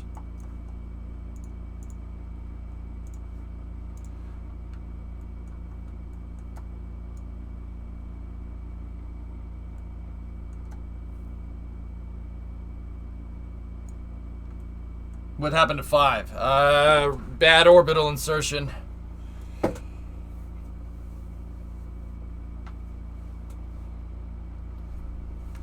Okay, we're currently fueling the rocket right now.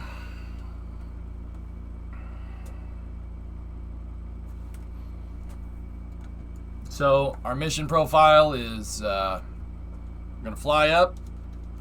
We want to get about 45 degrees at about 12 kilometers here. And then when our apogee, we'll keep nosing over. When the apogee gets about to 85, that's when we'll have engine cutoff. We might, and then we should be doing a boost burn from there, or deep throttle these engines. We do have orbiter maneuvering thrusters on board if we need to use those for fine-tuned maneuvers. We're going to get to 100 by 100 kilometers circular at 0 degrees inclined. That's our target. And once we get there, we will deploy the satellite so it can get out to where it needs to go. We'll get the satellite to where it needs to go, and actually, I'll just leave the satellite in a parking orbit, and then we'll bring the SSTO back down. I did move the tracking satellites into position, so we should not get a blackout signal through re-entry. That shouldn't happen this time around. We also have to worry about a roll program. I'm not worried. I'm not worried about roll.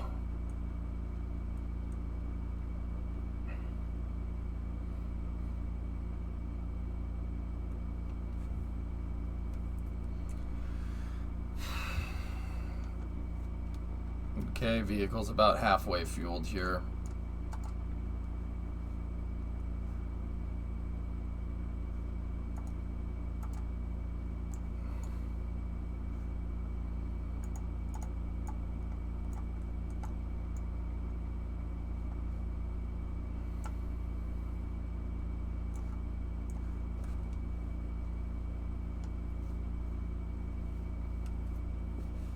I got something in my eye. That's part of the mission procedures. Don't worry about that.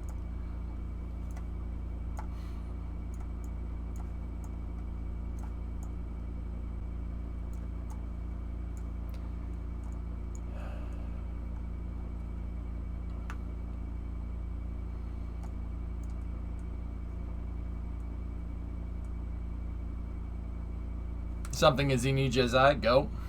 Yep.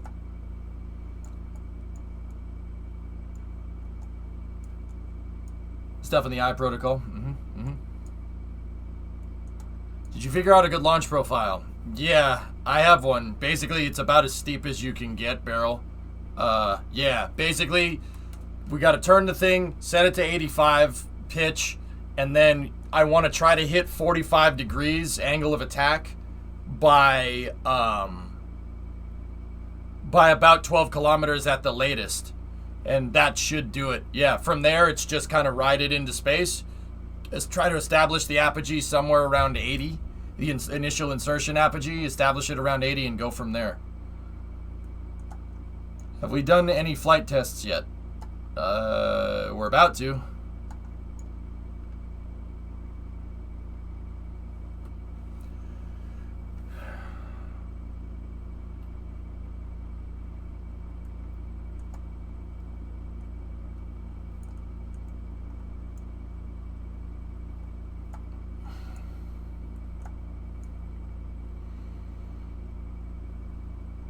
Is there a way to increase the fueling rate? I could time warp right now, but I don't like time warping with the vehicle on the pad like this, Crumpet. Although, we are on stilts, so I probably could get away with it, actually. Yeah. The vehicle's on stilts. We can get away with this. Yeah, see, taking it out of Fizz Warp like this isn't going to do anything, because it's on... Once again, we put those post stilts in there.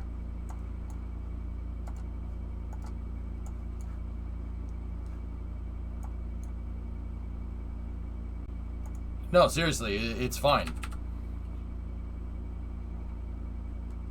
Okay, we're fueled. Yeah, see? It did nothing. The vehicle doesn't even move. Okay, closing out fuel tanks.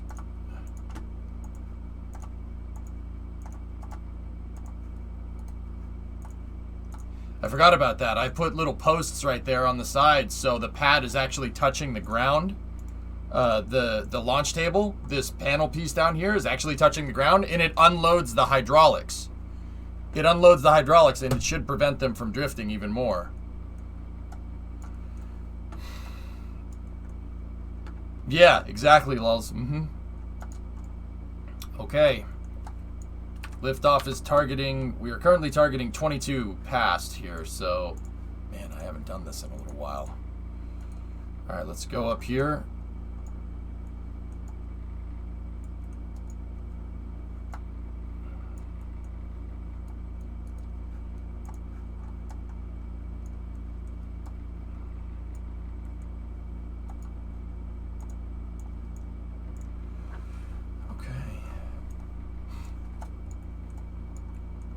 It's SteadSat. It's that commercial satellite that didn't work the last time we did an OFT, King.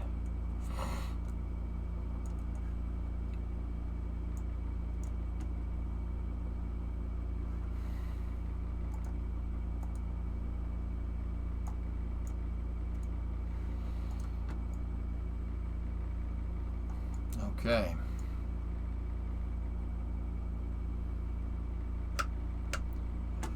All right. We're up on the timeline here. So we have 3 minutes and 25 seconds. Satellite fuel is locked out, Loopy, yes. It is locked out, see?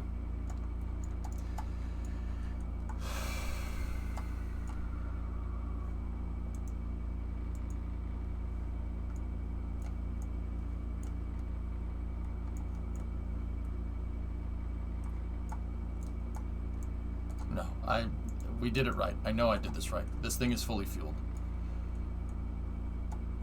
Okay, we can go up on the timeline here. We'll move it to 21. So it is a 10-minute procedure, give or take. All right. Throttle bucket. It's deep throttling on the higher parts of the orbit, but yeah, or on the higher parts of the insertion, but yes. Okay, so cycle it. We're at T-minus 2 minutes and counting. Let's go for thrust vector control checkout. Cycling the engines. Unlock the gimbal. Actually.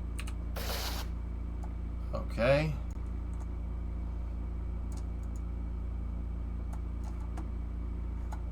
Twin KS25 Block 2s are open and ready to go. Stand by for TVC checkout.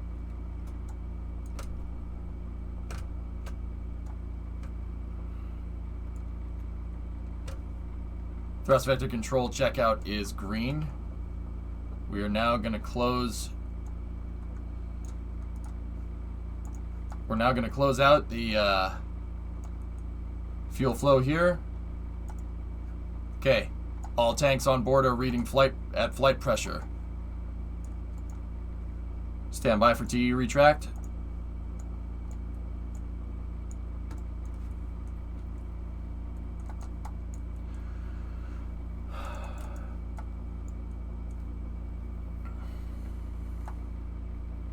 Wheel friction check. Yeah, just in case. We're good. We're good on the wheel friction. Just got home from work. What idea? A rocket on a stand. Life is good. Yeah. T-1 minute. And counting. Ground side latching system is armed.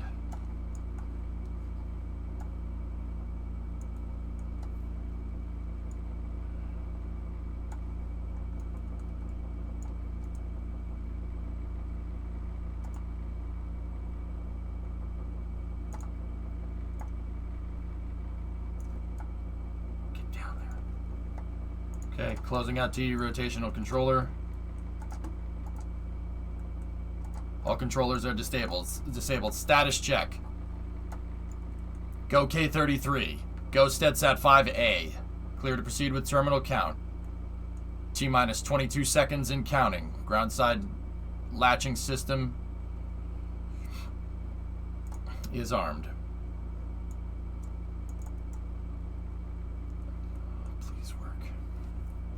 Range is green. Okay. Vehicle's configured for flight. T-minus 10, 9, 8, 7, 6, 5, 4, 3, 2, 1. And we have a liftoff. Oh, we damaged the pad. It tilted a little bit, guys. It tilted. But we do have a good liftoff. Vehicles go for roll program.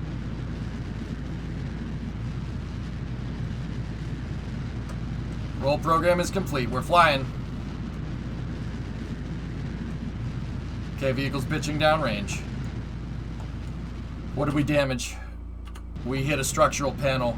The whole pad shifted, which is alright, but we'll see how that fares when we come back down.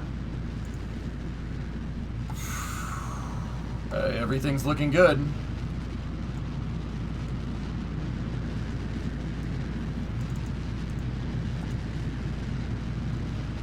Okay, SAS is locked.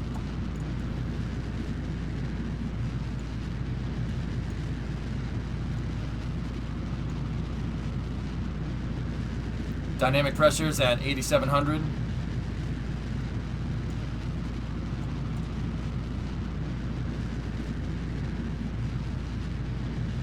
Dynamic pressures crossing 11,000.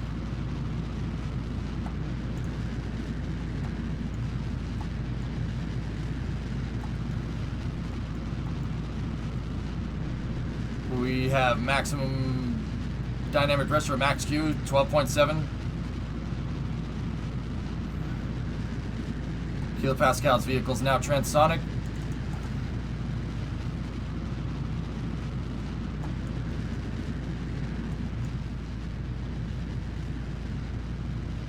TWR is 2.15, 1.5 G of acceleration. Everything's looking real good here.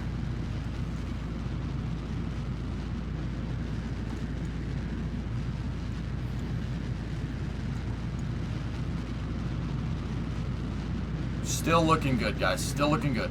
We're right down the pipe.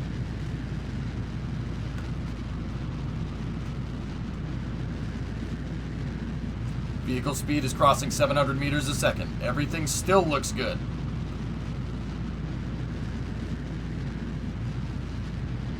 Apogee is up above 45. All systems looking good.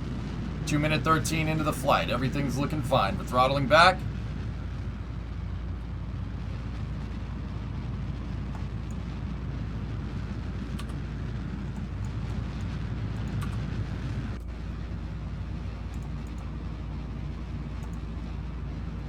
Slight surface heating on the vehicle.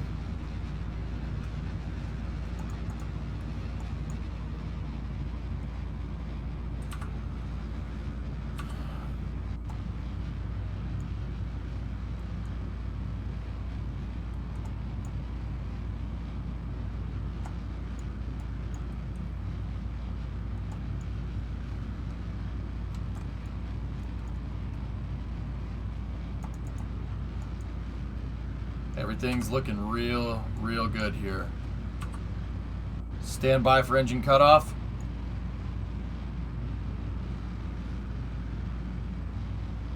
Okay, we have MECO confirmed.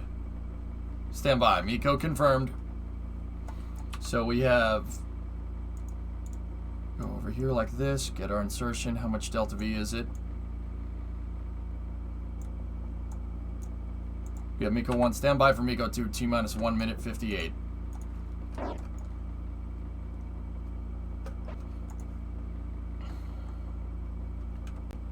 Yeah, careful with the SAS button, I remember. Okay. Got a good coast.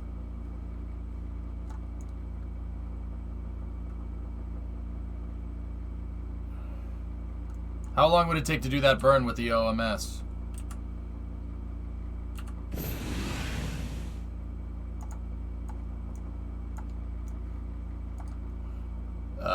You're way too long, dude.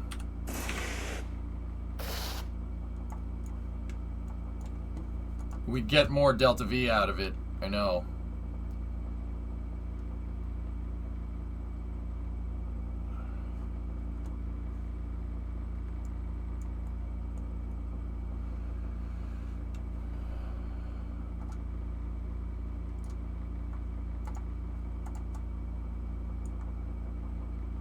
It probably is confused from the overclock, man. It always is. Alright,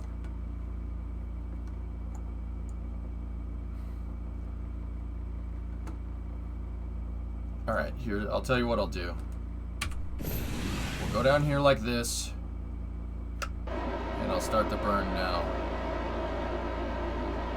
That's not going to do it. Alright, we need to switch back over here. Sorry, it's just not going to do it.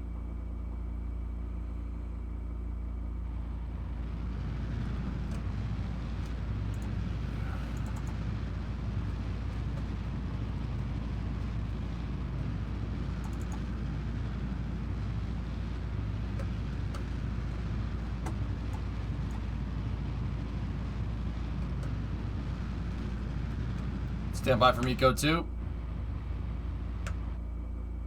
We have MECO 2 confirmed. Switch back over here. Get rid of that. Discovery, go at throttle up. We're going to hit apogee again here very soon. Happy birthday. Thanks, Alaskan.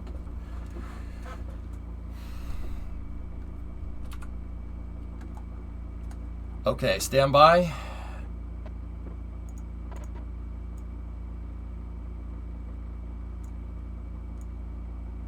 Looking for right around there. 73 meters a second. Ohms engines are online. We have Ohms 1. The orbital maneuvering and control systems are now getting the vehicle up to its final orbit. It was on the 5th. Guys. Thank you. This thing's looking gravy, dudes.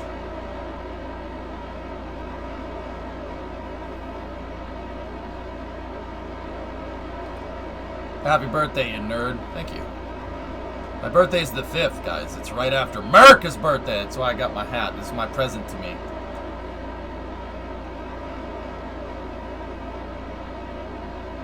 It's pretty good, Kerbal King, right? Oh, you didn't need to do that, Flight Sim. Thanks. Thanks, man. I appreciate it.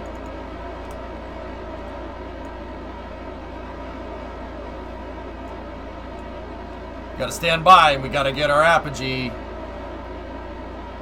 up a little bit higher than this.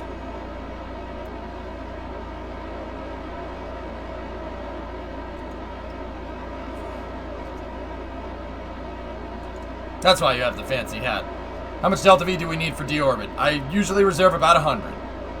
Discovery, go and throttle up.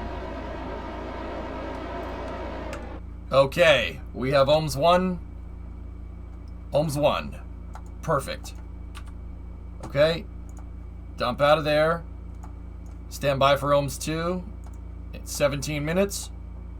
We got to circularize it up at 100 for a good orbital insertion.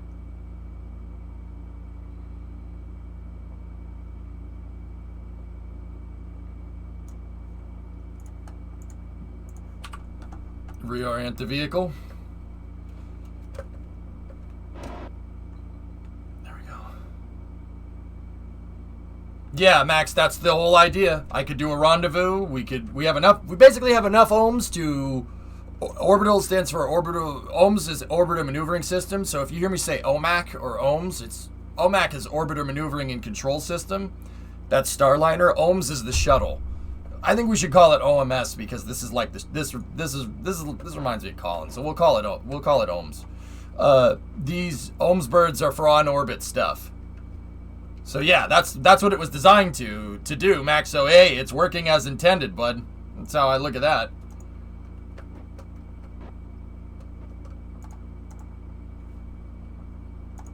Okay. EC is looking good. I made this capable of reaching Liberty Station. That's really what I designed it to do. It can get there.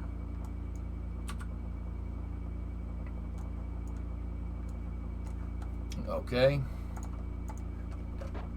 Reorienting for the burn. We should open up those payload bay doors, expose that fine payload to the vacuum here.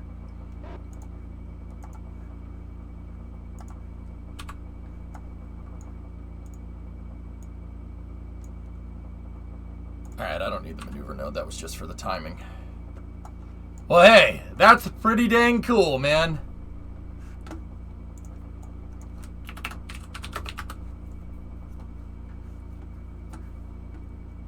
There are Kerbals up there, Admiral, yeah.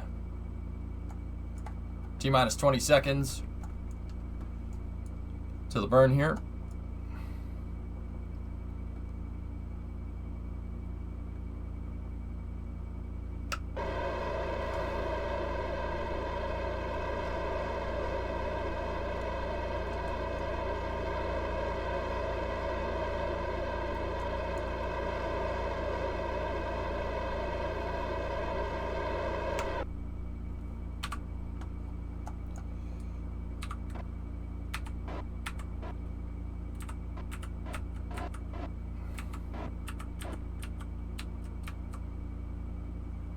Okay, 100.4 by 100.1. We have nominal orbital insertion.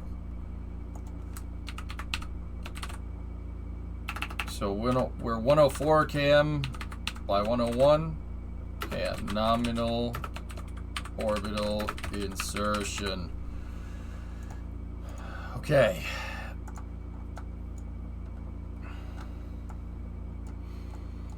All right, shutting down the orbiter maneuvering engines for now.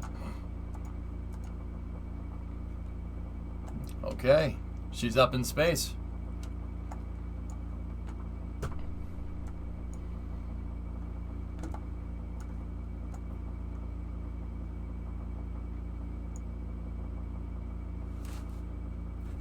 Man, that's not bad, dudes. Not bad. Pretty freaking cool, if I do say so myself. That's pretty awesome to see on orbit, isn't it? Dude, look at what we... Oh, man, I forgot how cool this thing is. We have to get this one to the runway, though. We have to get this one to the runway. But we do have to deploy the satellite as well. That's important.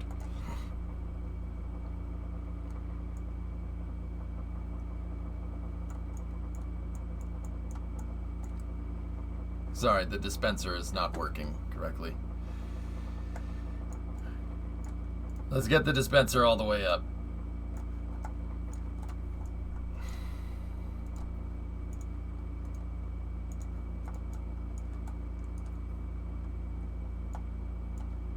Okay. Do you want to record the remaining Delta V as well? 216, quite. That should be enough to get us back down. We should have enough left over for a deorbit. We could do rendezvous operations if we needed to, but we'd have to be very careful. I know, Hillfish, I know, but I want to get back into launching here, so... We are triggering the decoupler here, and actually we should be pretty dang close to a deploy because we need to line up with the ascending node and do the inclination change out there. Okay, stand by for SteadSat 5A deploy.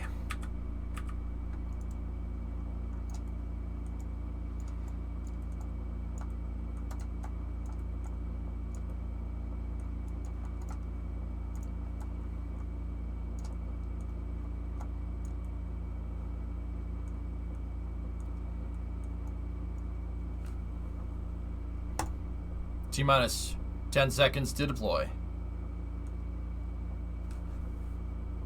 Wait, what? You could fizz warp Tin Can if you want, but find the decoupler to an action group. No, I set it manual so I don't hit fat finger the decoupler. No, I had a bad experience once with deploying payloads inside of a payload bay.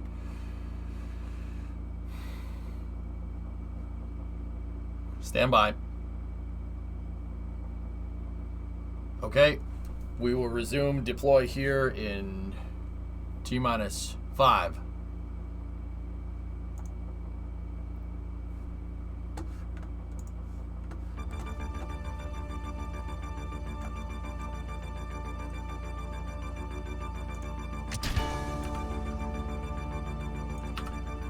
We have nominal deploy. We're 1 for 1. We deliver.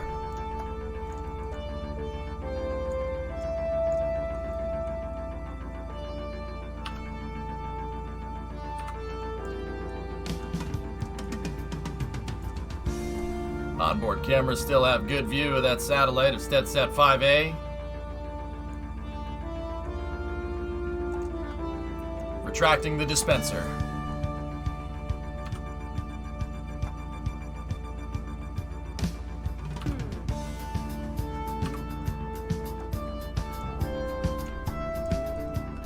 Good enough, Sneaky? It's pretty dope. We deliver. Good, Just Space. How are you, man? Okay, Houston, we are 2 for 2. We deliver. We got SPF off on time.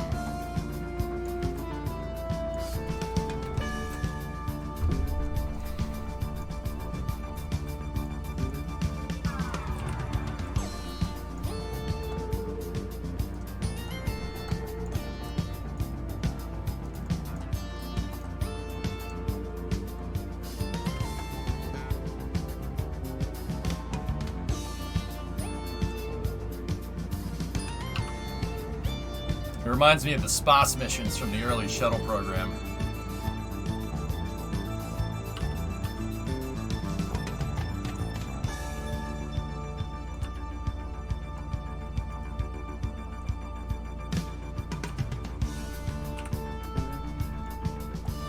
Isn't that cool? Oh man, that is a load off.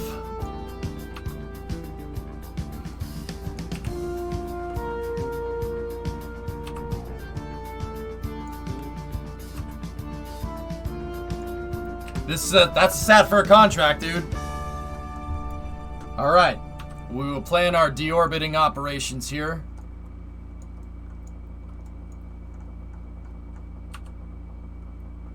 That's so sick, dude. Oh, we gotta get this one back. This one has to come back down. Come on, we can do it.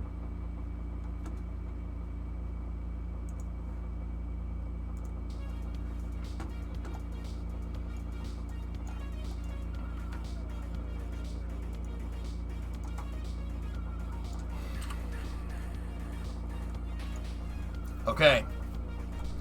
Let's get our deorbit figured out here.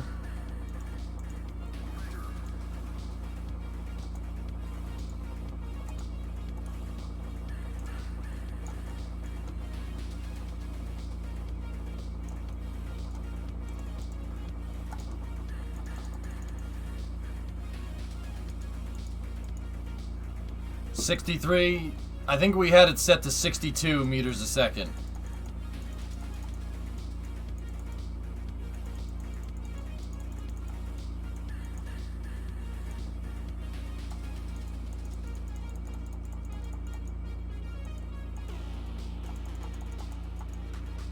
No. 63? Yeah, it's 63. 63 on the dot. Okay. Mind sending that photo to you real quick? Give me a second.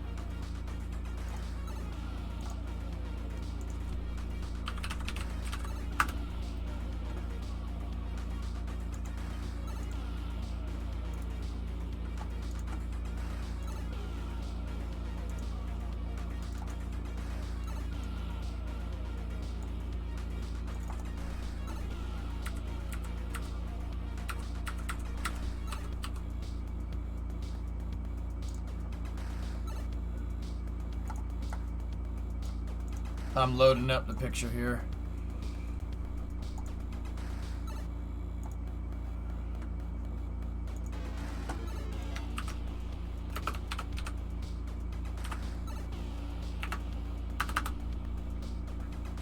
Okay.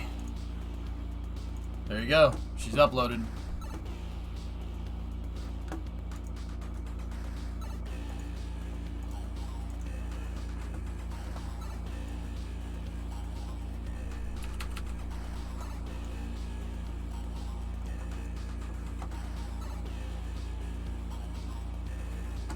Not that one. Which one do you want?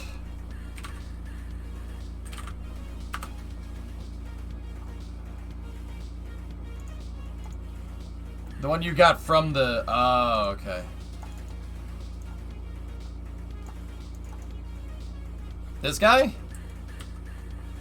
1851. There you go. There you go. Alright, I'm gonna keep this off so I can focus.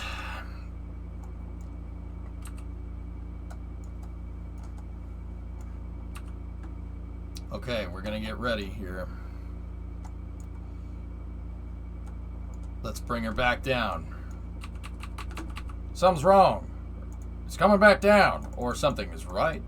It's coming back down. God damn.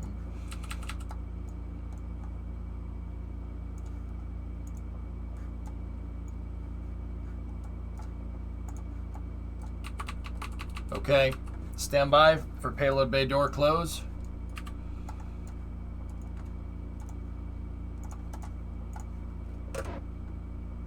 Reorienting the vehicle. Priming the orbiter maneuvering system. Landing in the dark should be fine. I can do that. That's no problem. Yeah, I moved the communication satellite a few degrees forward. I moved it forward more. The satellite basically is in LOS to line of sight to KSC.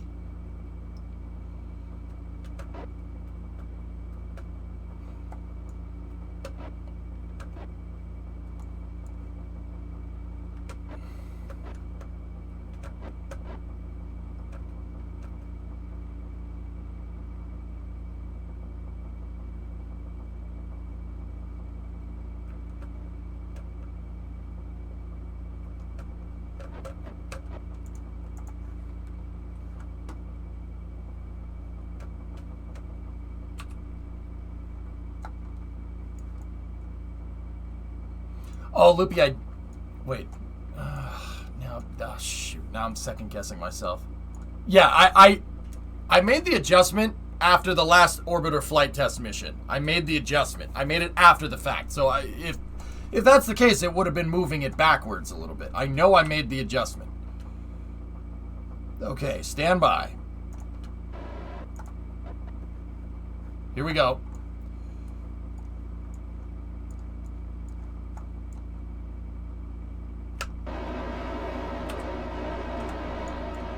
for the deorbit burn.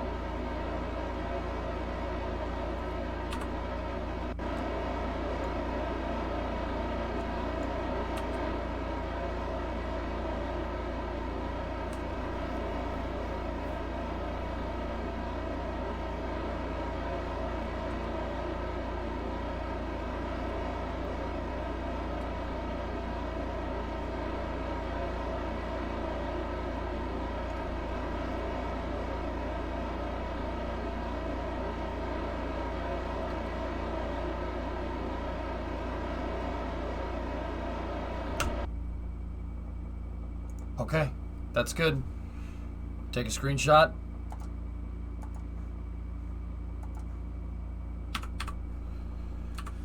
Okay. Shutting down the orbiter maneuvering engines. We will bring up our body flap control here. Bring up the aero menu again. Body flap control is on. Speed brake control is active and working. We got 151 meters a second delta V. 200 units of fuel for the RCS to ride this thing down. Pitch control surfaces. What the heck is that noise, man? AC. Anyone on board? It's an unmanned mission. EMO.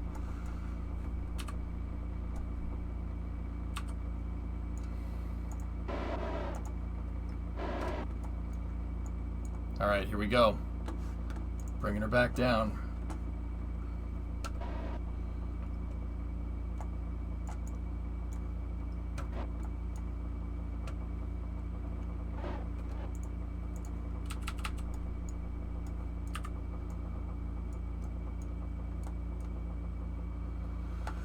Okay, we have EI. Pete, we have EI. Entry interface. Gotta put this basically right at around 25 degrees positive angle of attack. And we just got to keep an eye on that signal strength here.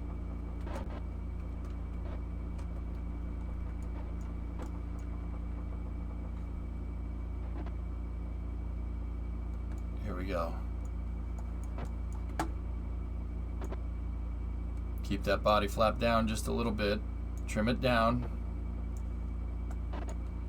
Trim it down now.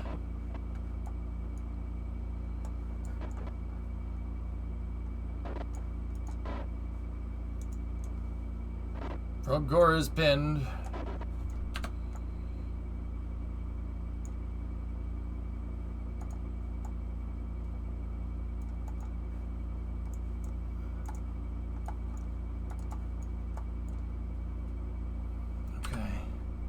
Just need to watch our re-entry trajectory here.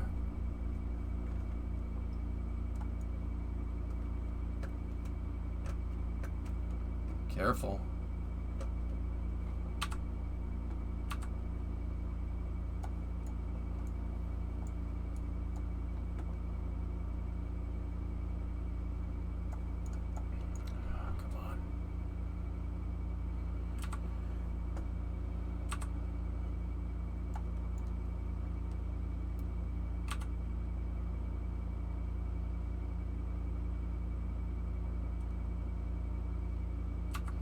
Trajectory still looking good.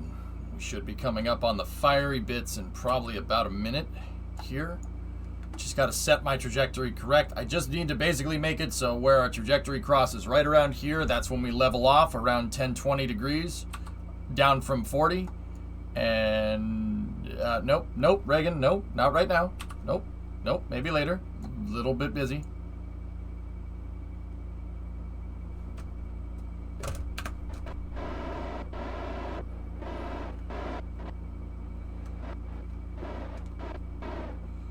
Slow it down just a little bit more.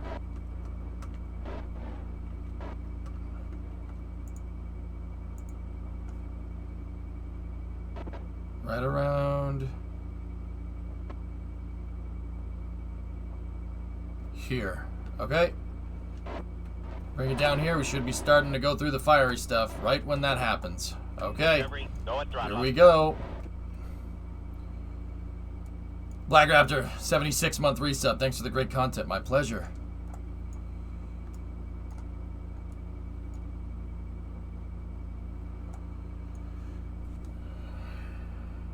Nice cap. Thanks, man. Oh. No. No, don't do that.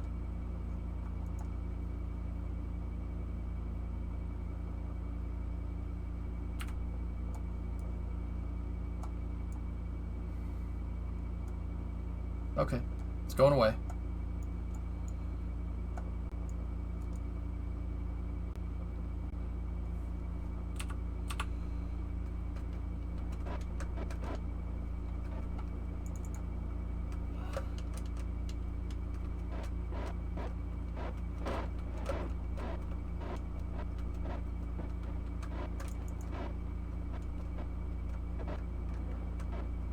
Okay, just stay there.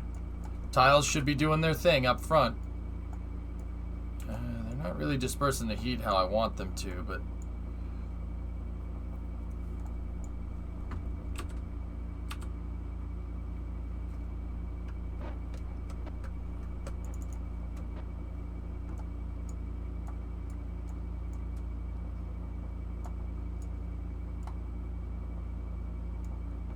Why are we getting so much heating up front this time around?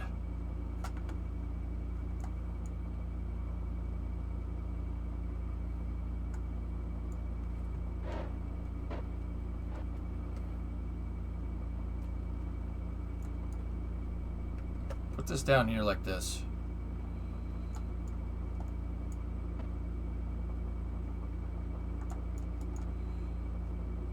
Oh boy. If we lose those wings, we're pretty dead. Actually.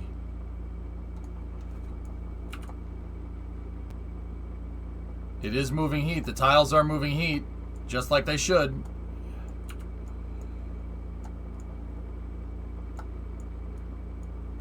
Look at how all the tiles light up. They're moving the heat around. That's what they should be doing.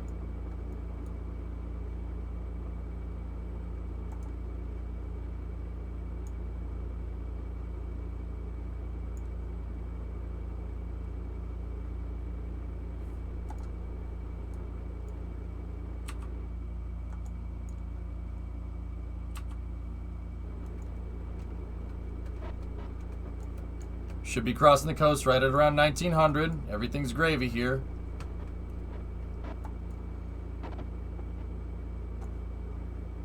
Yeah, there's freaking one of the junks.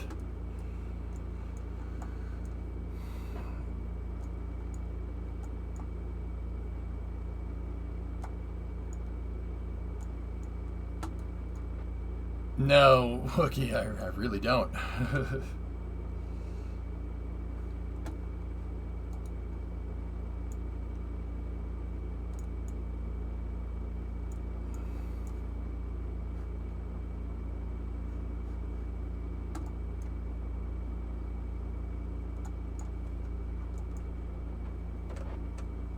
Okay.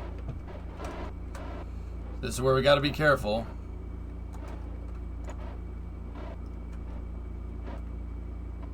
$1,400 over the mountains is a little slow. We do have a visual on KSC.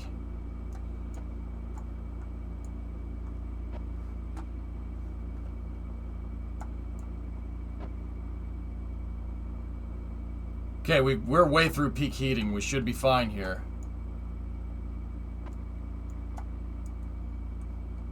Okay, I ain't worried about losing signal. KDRS-3 is doing exactly what it should do. Perfect. Actually, this is pretty damn good. Yeah, it's pretty good. I'm going to start to flip the control surfaces on here.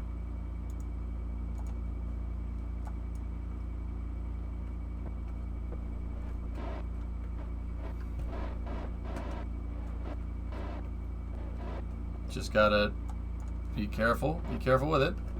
No, no, hey. Stay there. We have an acquisition to signal through KSC.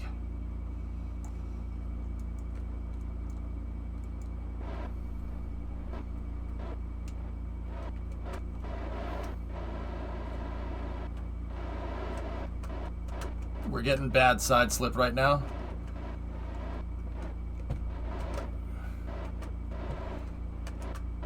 We gotta slow down a little bit.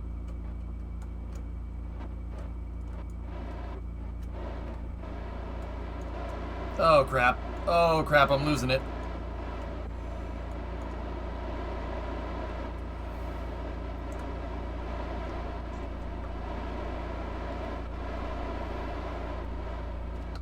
I'm alright. I'm not alright. Yeah, I'm alright.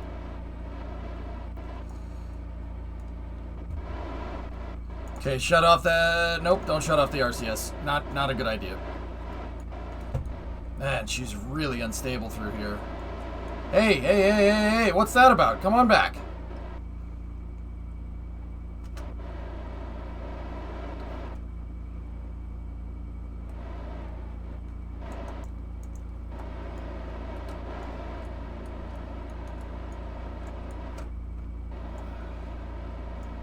Side slip. We're out of RCS.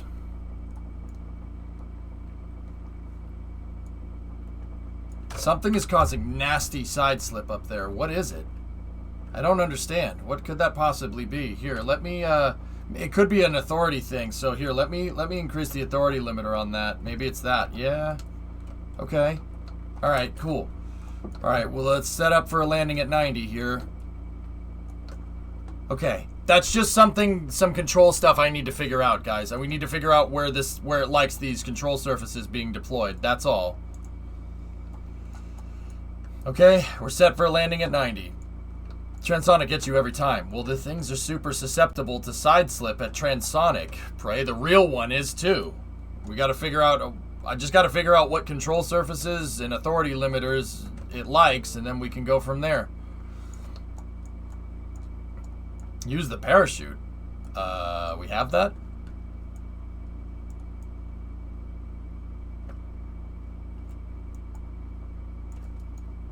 Okay, bringing her in. Ground altimeter is online. We are good for final approach here.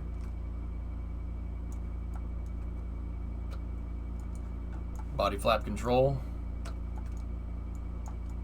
is green. Cycling the brakes. Electrical charge is still looking good. All systems still looking good here. 33 is coming in on final here. Gear coming.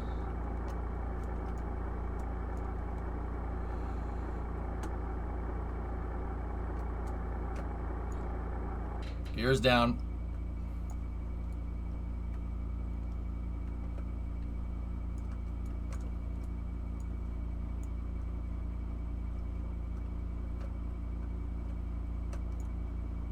We have touch and a landing.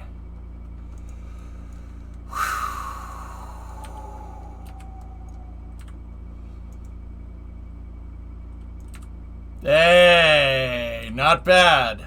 Not bad. All right. Closing out these systems, shutting down the control surfaces, zeroing out the body flap.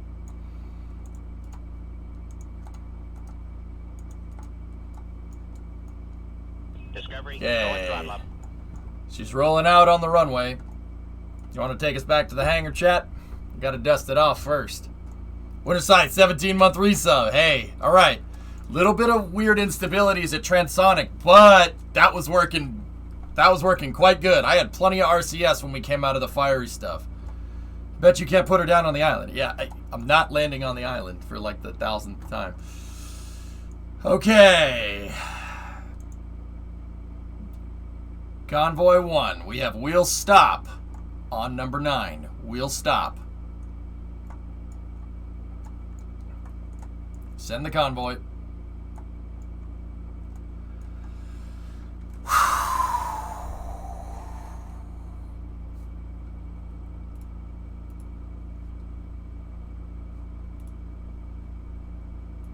Oh, Nice pictures. Can I get 2 number 9s? A number 9 large. Oh, the pad did jitter around a little bit. But I probably wouldn't store anything on there, but the pad did jitter around. So you broke a thing on your launch pad. How are you fixing it? Oops. Yeah, by paying attention. I broke off one of those panels. That's just a shim panel. It's not a big deal. This is what I'm more concerned with. Maybe we could.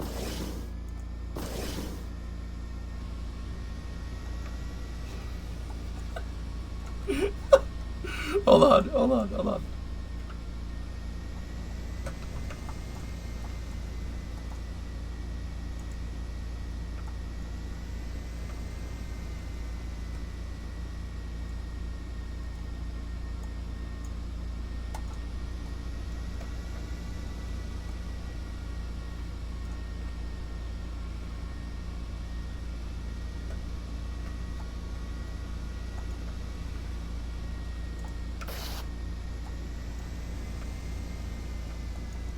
This is the recovery truck. Damn it. I don't have any cranes installed on the pad yet. Alright, we'll flip it over.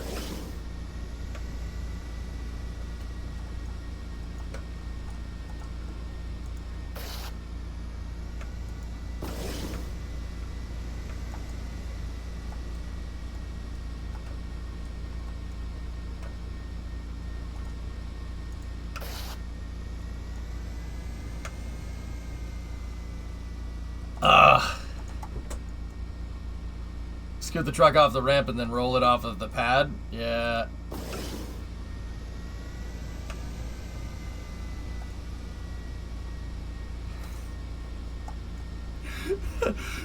Hey, you know what? As long as the mission went okay, this is driver. Well, we ain't doing it now. Recover that. That's junk.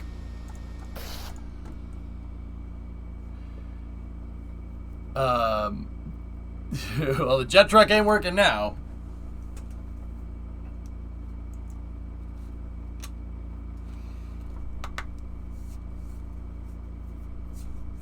Yeah, the panel, I can just replace the panel that got damaged, guys. I'm not worried about it.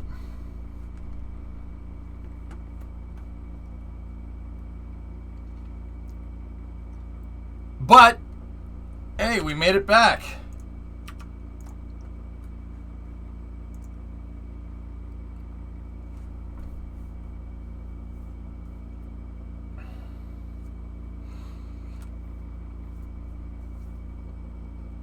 And suddenly I have comms with someplace close. Should I follow the green line to find it? Yeah, could do that. All right, let's go to the daytime.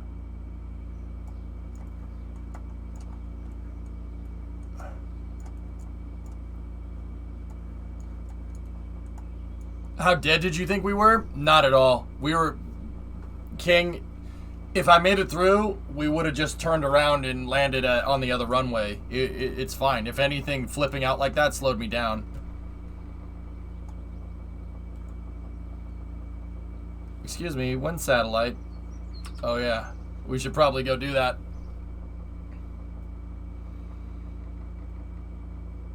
How did I put it upside down? Because I turned it while I was talking to somebody in chat.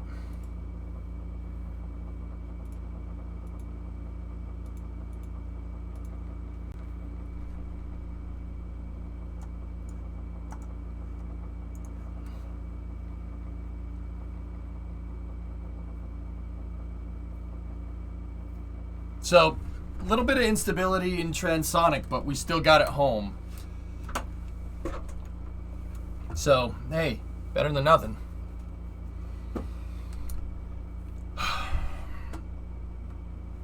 That's pretty damn good, man. That's pretty damn good. Dude, I can figure out the flight instabilities. That's really not a problem.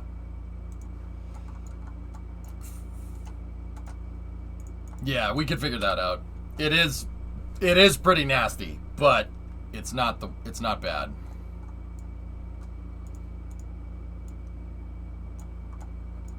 Alright, let's get this satellite into its final position. Okay, priming the engines. Using the gyroscopes to move this into position. And we should be go for a burn in T-minus about 40 seconds. We made the payload integration structure yet. Chat wanted to see a test flight, Mason, so no, I have not. Yeah, I haven't done it. Can the next mission include a vote for a Starlink-style launch to upgrade the ComNet? ComNet's already upgraded, dude.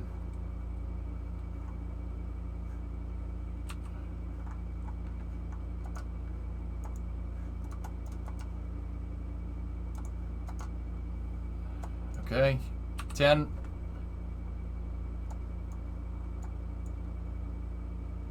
It's all about the re-entry angle at this right now. Wookie. Hey, Vic, thanks for the raid, man.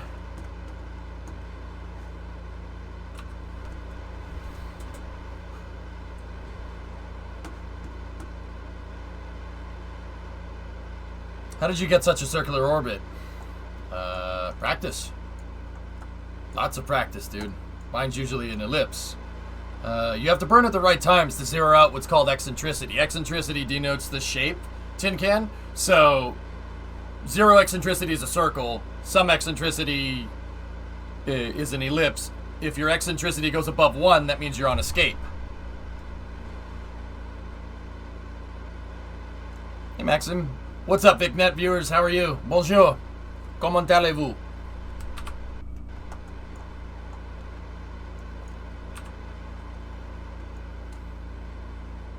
Discovery, go and throttle up. Sawyer! Tier 158 month resub. 2 more months until I get the worm. Also, happy SDS 135 Eve.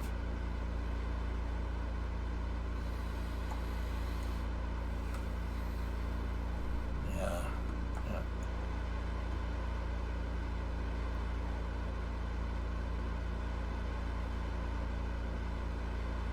See last. What's up, Jeff Space? It's hilarious and KSP related. Nice.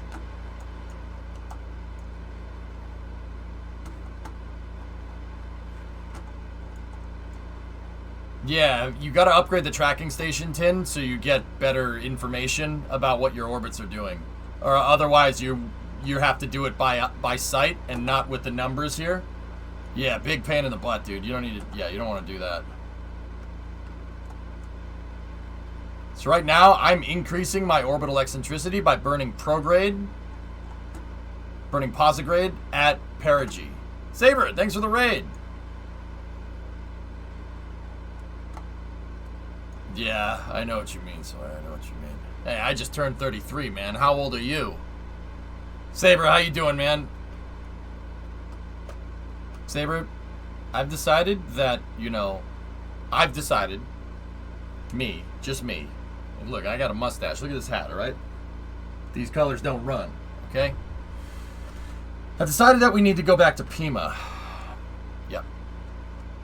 We need to go back to Watto's junk shop.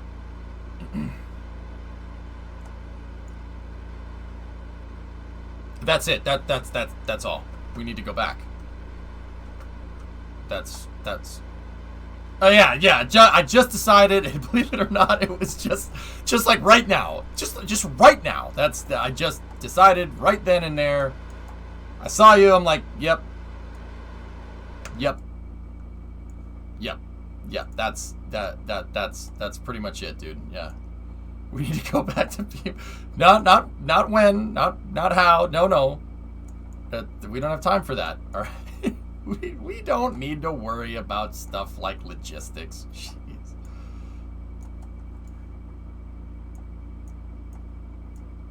But we do need to. That's the end of the story. No, okay, man. How you doing? Everything good?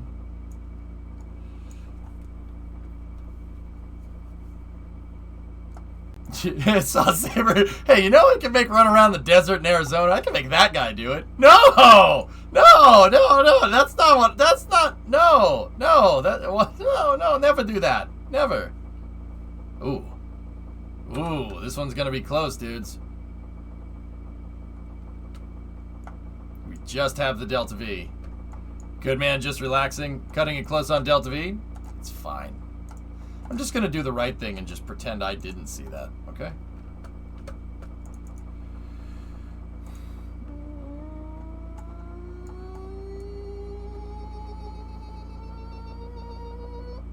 Okay, 1 minute 56, which means that we need to start burning in 57 seconds.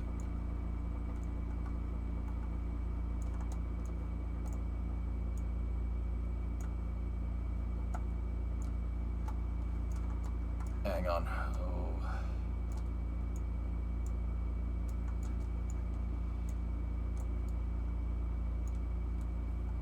Oh, frick. Come on, you. Oh, well, that's gonna be real close. Go. Go, please, please, please.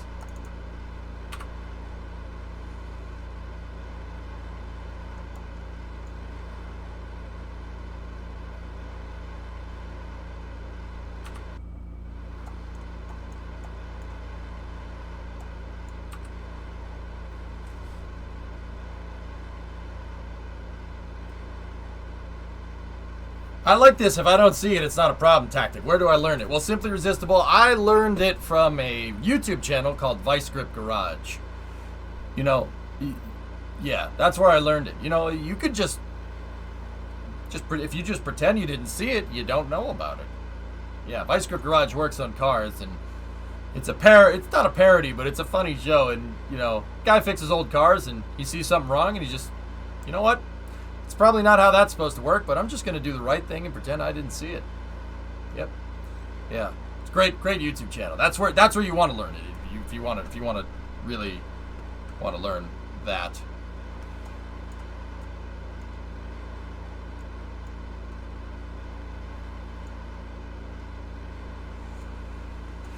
I'm sure it's fine.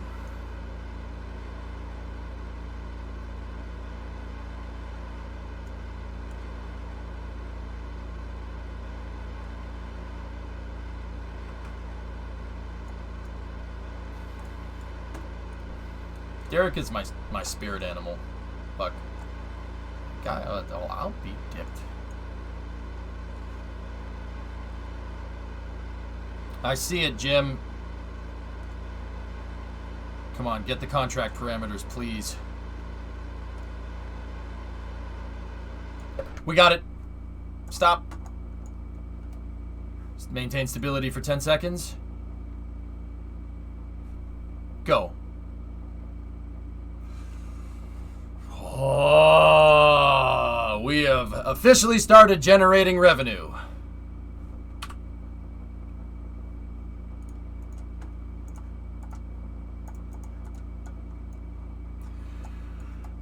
Oh, so I will rename this vessel. This is SteadSat 5A, and we rename it as a science thing so it doesn't show up.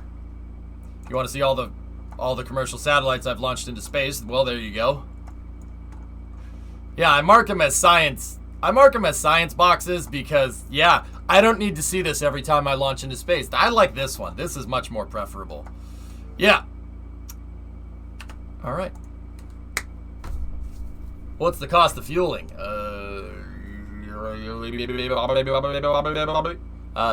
50, I think, 50K. So we just made 30K. What? All right. And that's flawless insertion. So we will play our victory music again. Get the bell!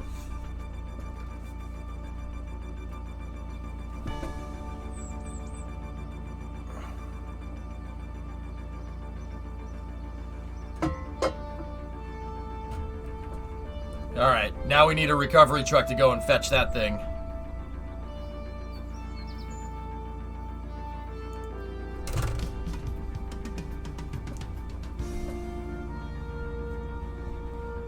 We could, lols, yeah.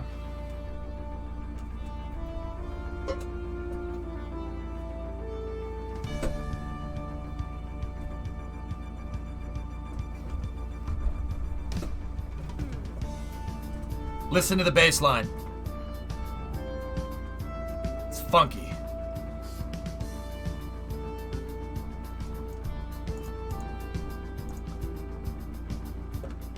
I'm working on animated emotes right now, dude.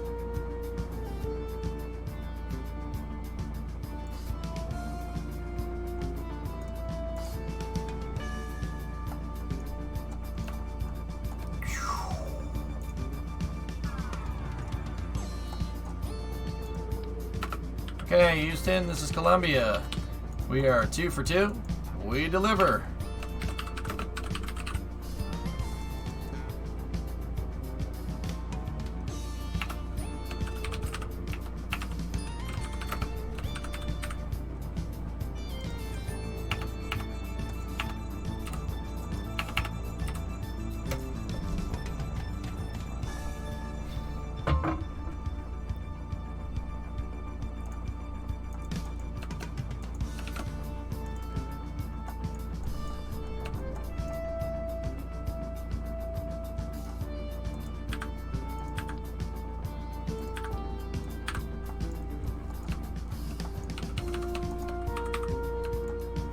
Hail Columbia, great documentary.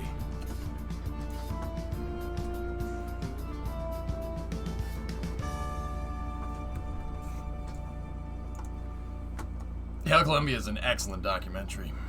You've watched it, NASA Man, right? Well, many man-hour went into this thing. Job well done by the shuttle space team. We can't say she's sleek and mean, but I tell you right now, she's a mean machine. The Columbia. Not the kind you smoke. This here's a bird.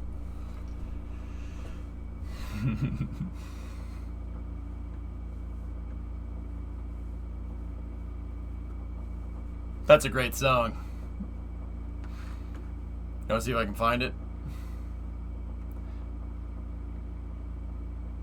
Hail Columbia is an awesome documentary, guys, about the first shuttle flight. And, oh, dude, yeah, it's amazing.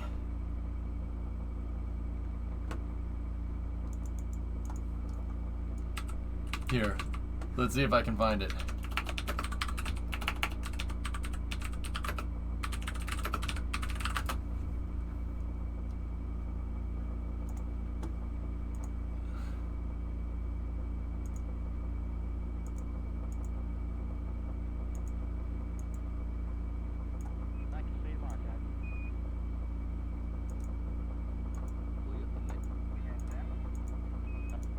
I'm trying to look for it.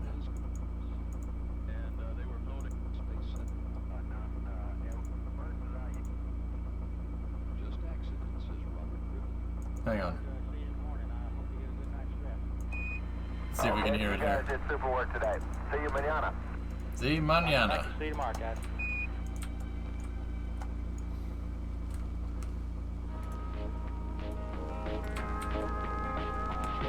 Well, many a man-hour went into this thing. A job well done by the shuttle space team. We can't say she's sleek and lean, but I'll tell you right now, she's a mean machine. The Columbia. Not the kind you smoke. This here's a bird. Morning, Columbia. Welcome to day 2. All right. All right. Are you talking about the SDS1 wake-up music? I think it was. Yeah, I think that was the wake-up music. Yep. Is there an interview that exists with the band members Rush about their experience with STS1? No. I mean, literally, Countdown is basically as close as we're going to come to that. Yeah. All right, let's go get our shuttle. There should be. Yeah, well, you're not going to get an interview with all 3 band members, man. Which sucks.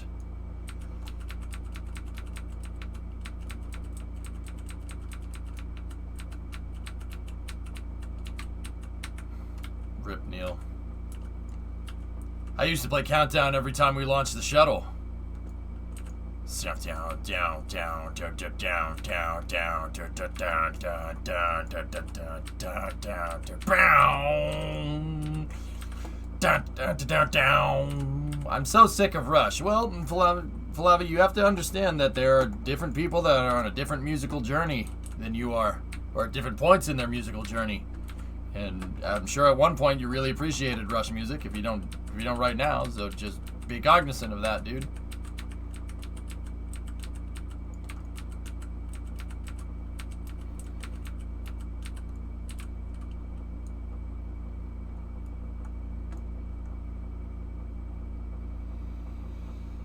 That's awesome.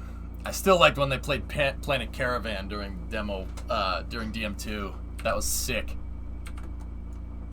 I played it on stream. So I probably shouldn't have.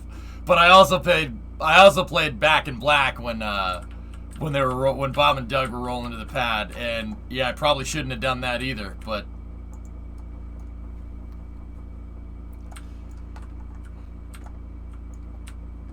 yep. Worth.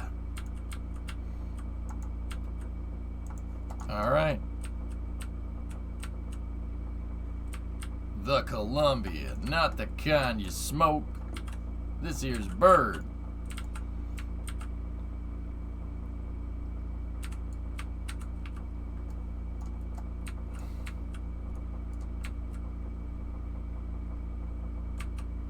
Come on now. All right. We're hooked.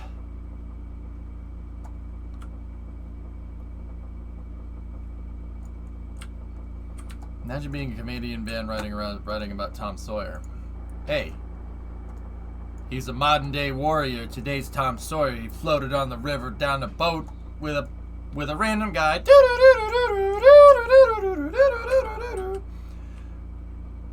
Why pick up? Why the truck instead of just hitting recover? Because hitting recover, tactical, hitting recover is for little girls. Yeah, do you understand? Yeah, only little girly men will sit there and hit the recovery button. No, I don't do that. I take it that I put it back on the launch pad and then we lift it up and then we put it right back down again and then we send it up into space. Sorry. No, I reuse it. That's why. I reuse this thing.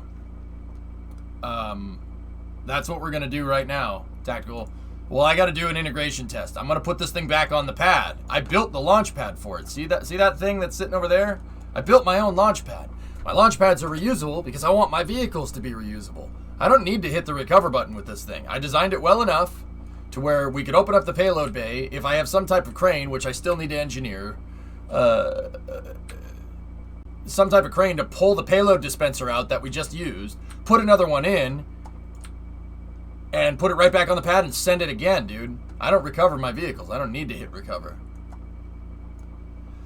Thank you. I'm pretty new. Oh, it's all good, man. All you got to do is ask. I usually try to keep up with chat pretty dang well. Some of these guys, though, I ignore on purpose, Tactical. I'm not going to lie. They're a bunch of tools. But, hey, I always say that chat is a reflection of the streamer. Oh, rare self-burn! Oh! And then, man, just ask. I don't play Kerbal really in the conventional way that you'd expect. I don't need to hit the recover button. I don't want to hit the recover button. I want to take serial number 9 here because I use the flags. I have custom numbers, custom numericals with the flags, right? We're going to take number 9. We're going to take number 9. We're going to launch her again. Probably not tonight, I'll be honest with you. Guys, it's probably not going to happen tonight. I got to make sure that the pad works after I damaged it during liftoff. Yeah, you do kind of suck. I mean, takes one to know one. Are you going to update any flags in the SSTO to indicate flight number? We could do that, Jim, and that would be sick. We should do that. I know about that, Squish Chin. Yep. So, yeah, Tactical, sit back and enjoy, dude. This is very different gameplay than what you'd normally get. But yeah, that's why I love doing it, because I love the challenge, dude. I forgot that I hadn't told you. My Meggers know Megan MacArthur and Bob Benkin. I have that special space email address for him. That's cool, Cabin. Really impressive. Thanks, Jack. Launched and landed. Sats up there, man. We made some revenue tonight. The odometer reads 60 million miles. Yes, you know, it gets very violent for about 2 minutes. It's got a little bit of a rough idle. Hilarious, man. What does being a tool even mean? Yes.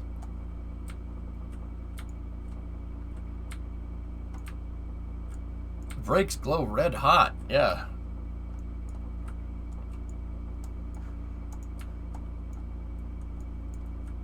So yeah, here, Tactical, I'm going to do an integration test. I need to make sure that the pad that I just put out can also be reused, because if this is reusable and that isn't reusable, then who cares? Who cares? Like,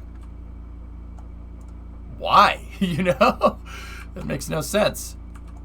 So I'm going to make sure that we could put this thing back on the pad. Just at least put it back on the pad, and then I'm probably just going to leave it there.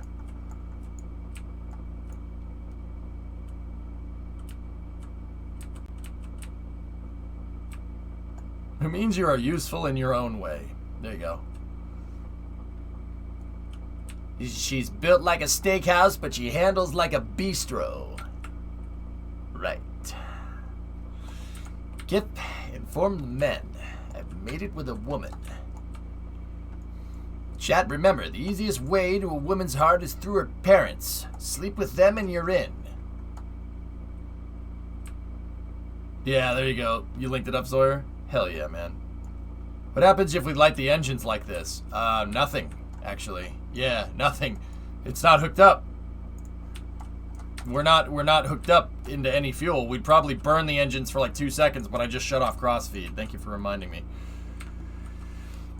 How many shuttles had the white tank? STS-1 and STS-2 had the white tank, and then based off of what they learned from those 2 missions, they figured out that they didn't need to paint the tank anymore, so they just kept it orange, giving the shuttle its signature orange and white look. Creamsicle. With that being said, the shuttle does look pretty damn sharp with the white tank. It really does look nice.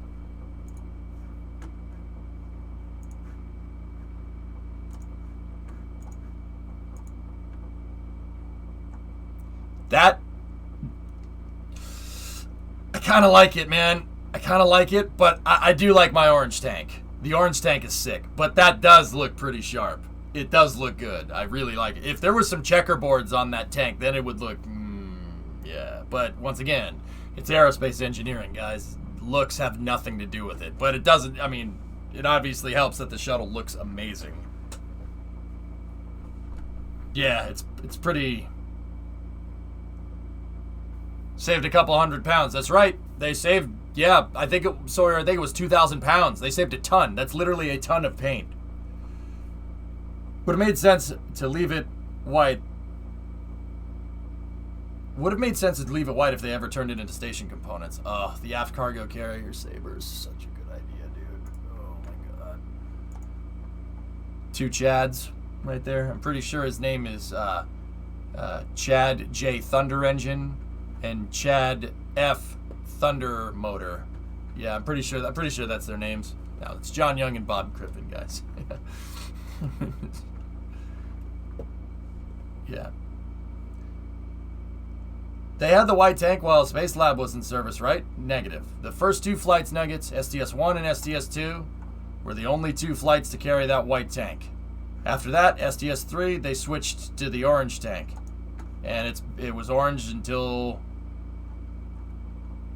the end of the shuttle program.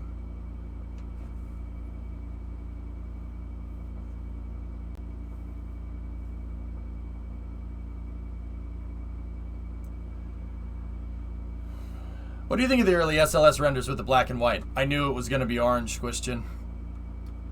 Yeah, I don't know why they would have black and white renders. Last ET flew 10 years ago today. Oh, don't do that to me. That's a really freaking high-res picture. Jesus. Oh. This picture is the background, is the lock screen on my phone. That picture. Columbia is on my phone, guys.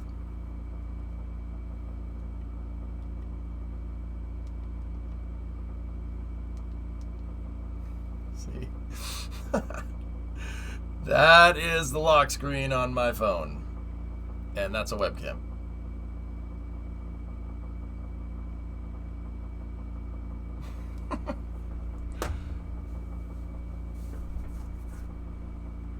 I love the shuttle, man. My love for that freaking hunk, 60-ton hunk of freaking aluminum and rocks, for the most part, with some fire blankets attached to the side is, yeah, nothing is gonna ever be as cool as that is. The only thing that even has the potential of being that cool is Starship.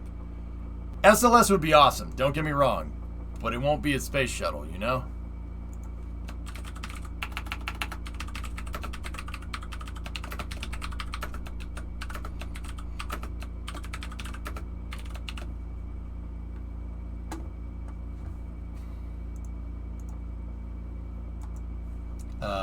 We landed just before daytime, so year 4, day 124.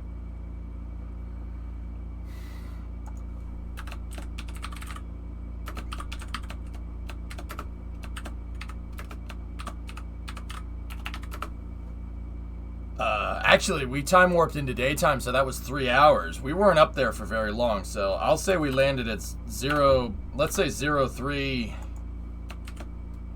colon 26 colon 12. That should be about right.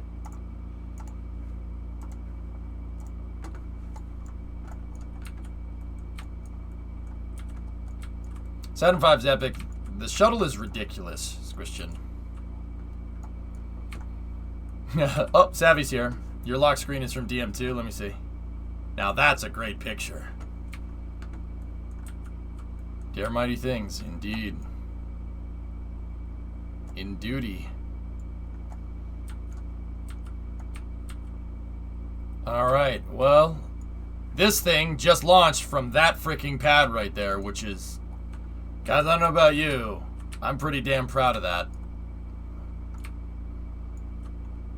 Sorry to derail the shuttle talk, AJ. Can you explain why Falcon 9 throttles its engines so well? It's the injector system, 619. Yeah, the injector. So,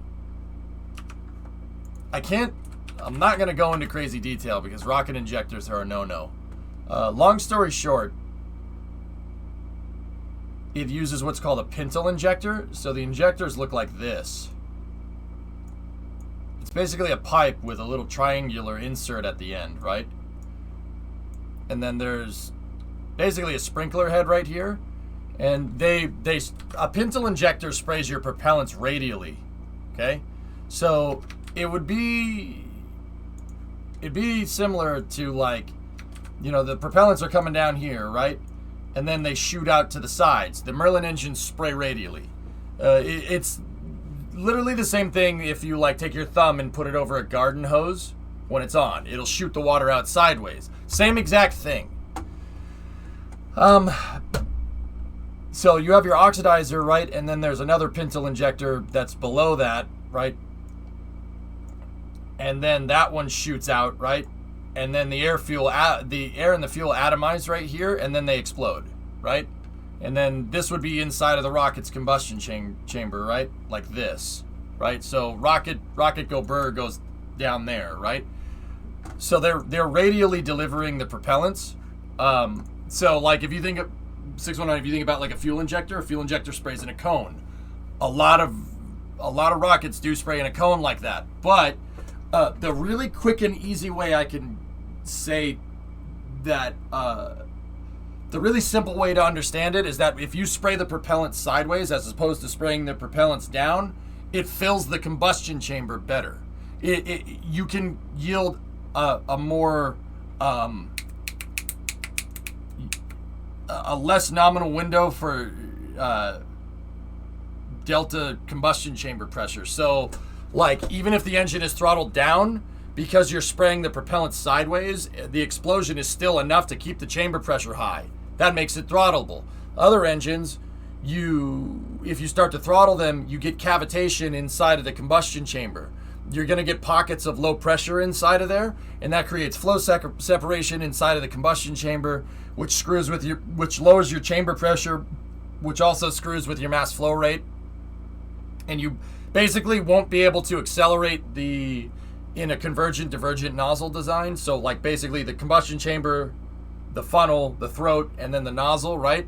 You won't be able to accelerate the propellants out of the engine correctly. It basically screws your flow rate and your chamber pressure. And if your chamber pressure and flow rate gets screwed, you made a nice flamethrower. That's about it. You made a good flamethrower. Yeah, it's spraying. They deliver them radially. 619. Yeah, smart idea. Just like a fuel injector is sprayed in a cone to cover the entire piston, right? If you have direct injection on an engine, right? The injector is spraying in a way to cover the ring. Basically, it's spraying at the piston rings. Same exact thing to get a better you get a better combustion that way. You get better combustion that way. Will you launch another one? Probably not. I need to do integration tests. But it's not a flamethrower. Yeah, that's right, Iman. Yes, obviously. Surface area is the name of the game.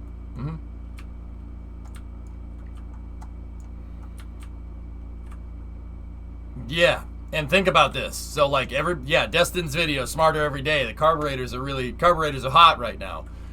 Rocket engines have to make that fuel vapor, just like a car engine does. How do you make that fuel vapor inside of a rocket engine with combustion chamber pressures that are like 100 bar? How do you do that? Yeah, that's one of the things that is really big ITAR. Yeah, how are you going to do that? How are you going to make low pressure to atomize fuel in the combustion chamber of a rocket engine? How do you do that? The rocket engine is at really high chamber pressure. You need high chamber pressure to make it work, but you need low pressure to atomize fuel. With the car engine, you have the piston, you have the 4-stroke cycle, so the plenum is closed off from the combustion chamber for a second, so you can make it go to low pressure real quick. Just like you saw in Destin's video, where the fuel just gets atomized when it goes in. Yeah, how do you do that with a rocket motor? Yeah, that's one of those things that you don't talk about.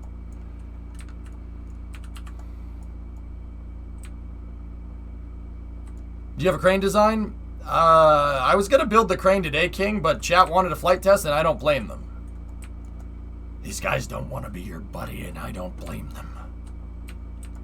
You do it very carefully. I mean, that's not wrong, Dolian. That's not wrong. Nothing that you said was false. All right, so hang on. Let me recycle the pad here, and we'll see if we can get this all working.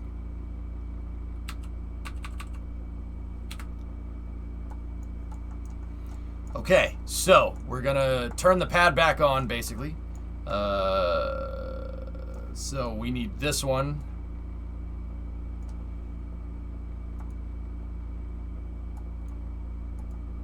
Okay, all right, cool.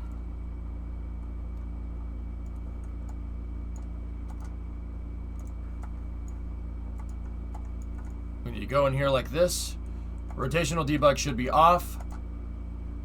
The rotational controller should be enabled here. And then this should be played in reverse.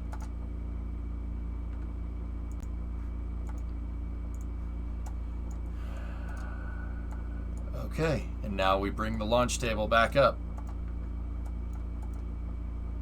It did not dock there, which is interesting.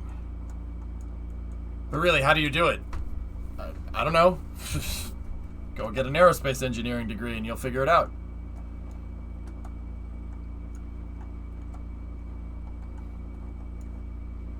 Yeah, Wookie, here, you really want me to blow your mind? How do you keep the pressure from the rocket engine? And you guys don't need to answer this. This is just kind of something poignant, I suppose. How do you keep your fuel tank pressure? Oh, remember your fuel tank pressure? Yeah, those need to stay at flight pressure the entire time. How do you do that if you have propellant going into the motor and exploding in the motor? How does that not backfill the line? See, this stuff, dude, this stuff gets super freaking complicated. It's really difficult. What do you do for a living? I stream professionally, man. This is my job. I'm self-taught when it comes to rockets.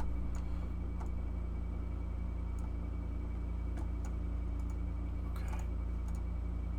Oh, That's magnificent.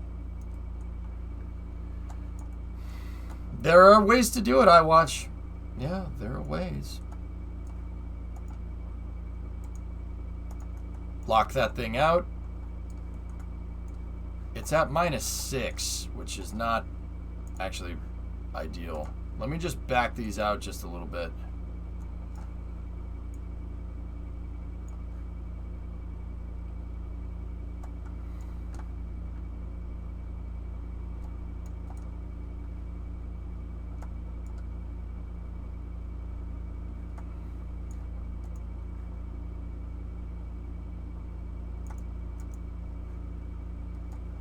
Sweet! That one's easy. It's Tesla valves. Yeah. Ever read Ignition by John Clark and Isaac Asimov? I've never read it, no. You should work for NASA? That would be nice. I've worked with him. I hosted a panel with him at TwitchCon Tactical. Does that help? So, they clearly think I'm useful in some way, shape, or form. Which is, that's good. It's good to hear. They were in here. NASA was in my Twitch chat during the Perseverance launch last year.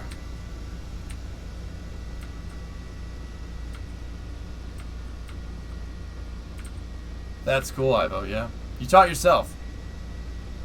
Yes, Rigaro, everything. I'm a 3D artist by trade. I could make you this. I could model this in 3D, no problem. By trade.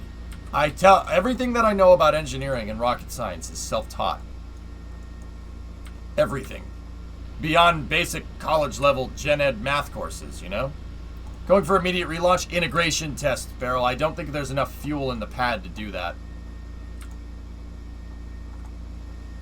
Let me just see what this thing is saying this is right here. So we have to rename prototype. Okay. Okay.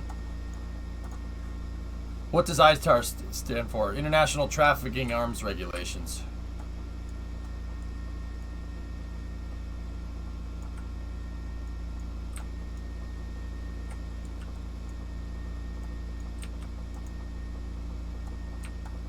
Okay.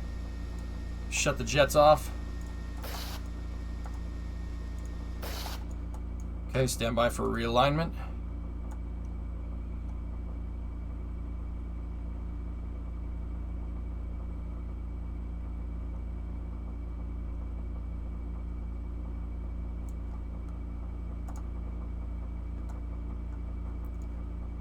Realignment systems.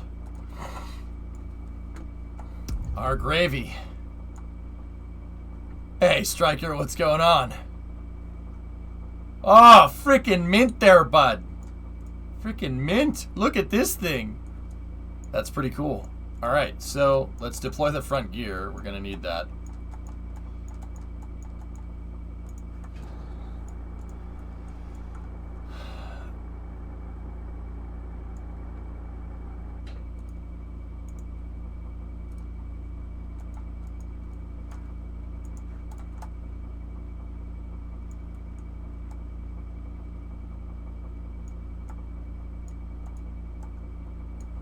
Gotta be able to select that damn docking port. It's just tough to select the thing because it's inside of the fairing. Here we go.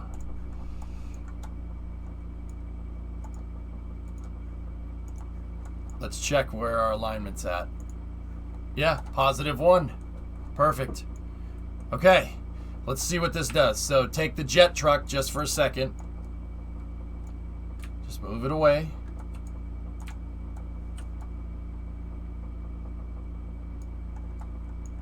Did you see they're extending the crane again? I haven't seen that yet, no. What would you differently on the re-entry now that you learned from it? I want to mess with the control surface authority I watch. I think we started going unstable on the roll axis first. So I think I want better authority on the roll control. So I had it at 6 before. The second I moved it up to 20, it started working a little bit better. So if I change my control authority on some of these, I think we should be in the ballpark there. So let's go down here.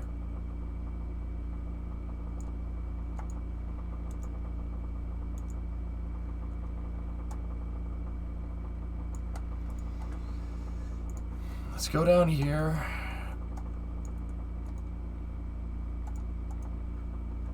Rotational control zeroed out. Do you think astronauts would be able to control Starship when landing?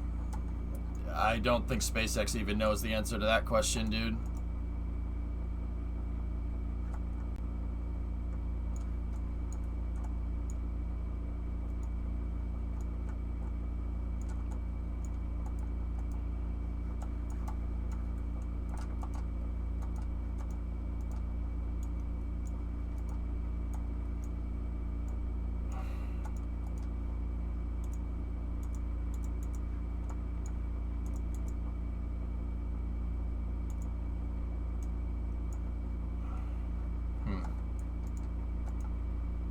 Yeah, okay. I see what's going on.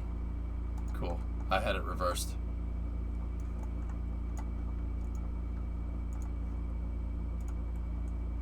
Alright. Let's see what happens here.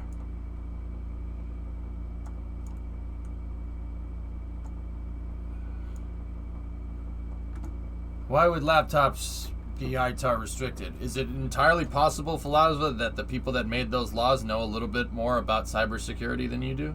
I mean, like I said, man, it's important not to underestimate that kind of stuff, huh? There's a good reason, dude. There's a good reason for all that stuff.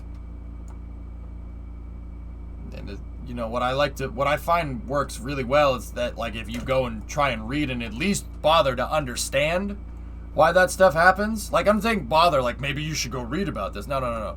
Like, go and understand why it's there, and maybe it'll make a little bit more sense. Sometimes, even after I read about why stuff is the way that it is, I understand, and I get it. I don't like it, but I get it. You know what I mean? Well, that's funny. I ain't laughing.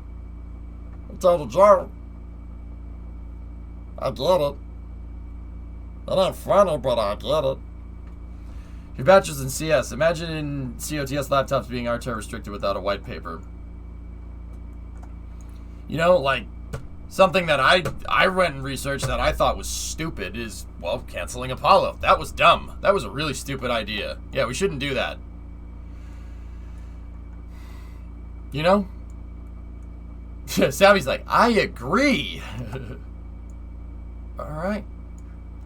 She's right on the 90, dudes. How's the hinge drift looking? Dude, not bad at all.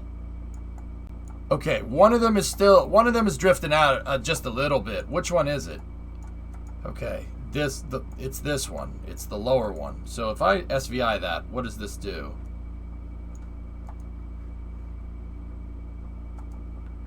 Yeah, okay. Alright. Can you overclock another cow's play speed? Yes.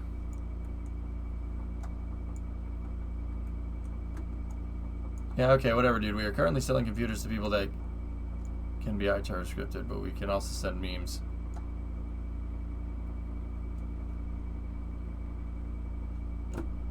I mean, alright.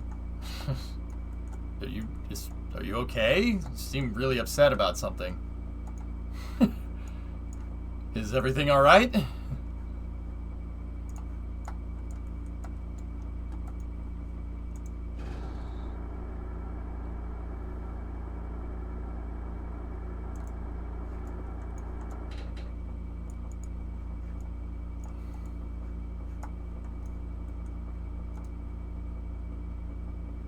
Oh, I gotta fix that. But we were up on the 90. Yeah, sneaky. Hey, it is what it is. I mean, Falava, let's. All right, dude. All right, you want me real with you? I'll be real with you for a second. Since when does the government make sense about freaking anything, man? Come on now. I mean, they do a lot of things, some good, some bad, but nobody ever sat here and said they made perfect sense, you know? Like, let's be real there for a second, you know what I'm saying? You know what I'm saying, man? Am I right? Like, nobody ever said they make 100% sense. Am I right or am I right? Oh, shoot. Of course you can, Sneaky. You can overclock any parameter if you're smart enough. Is it worth it? Oh, it's worth it if you're smart enough. I don't know, Entropy.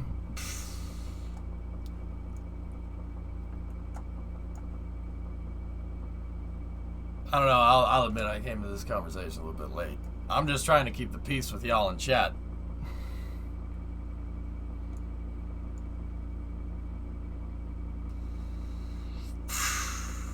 Perfect. Tampa Bay just won the Stanley Cup 2 years in a row. No way.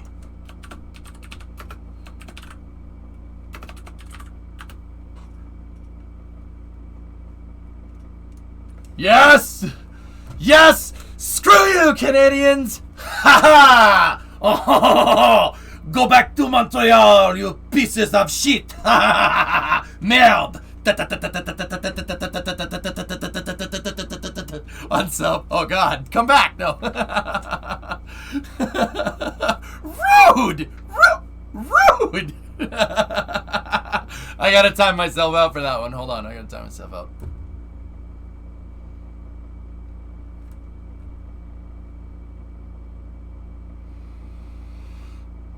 What do you mean? What do I mean?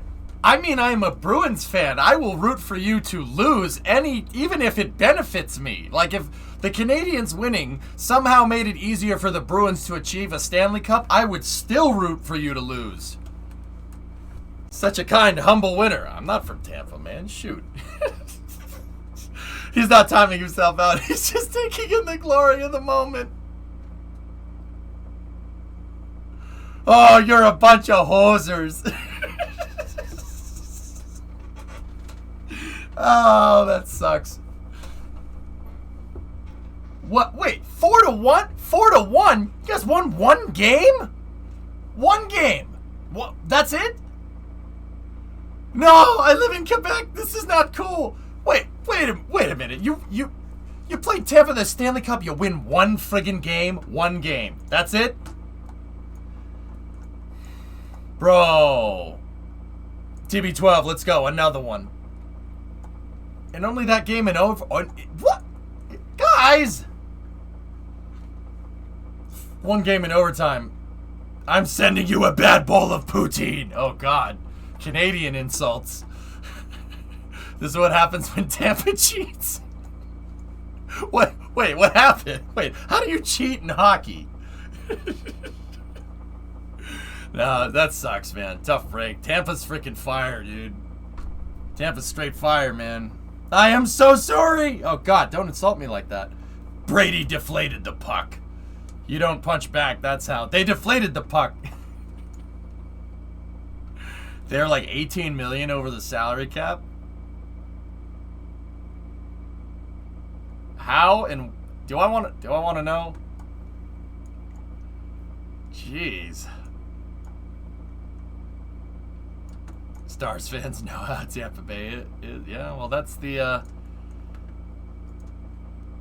Yzerman built that team. Yzerman built that team, and then he went to Detroit, and then they won 2 Stanley Cups. Oh, I feel dirty now. I just wish Tom Brady goes to the Lions one day. Yeah. Yeah. Don't we all?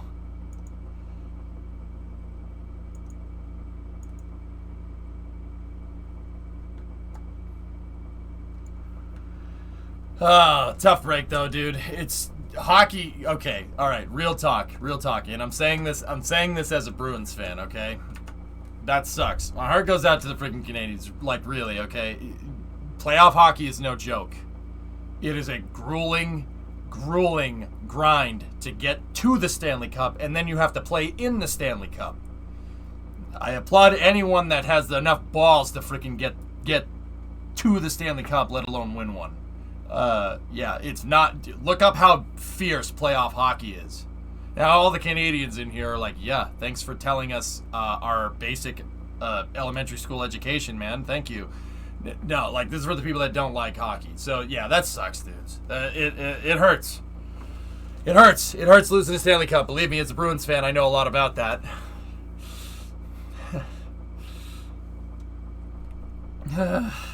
You know. So, yeah, no, that sucks, man. That sucks, dude.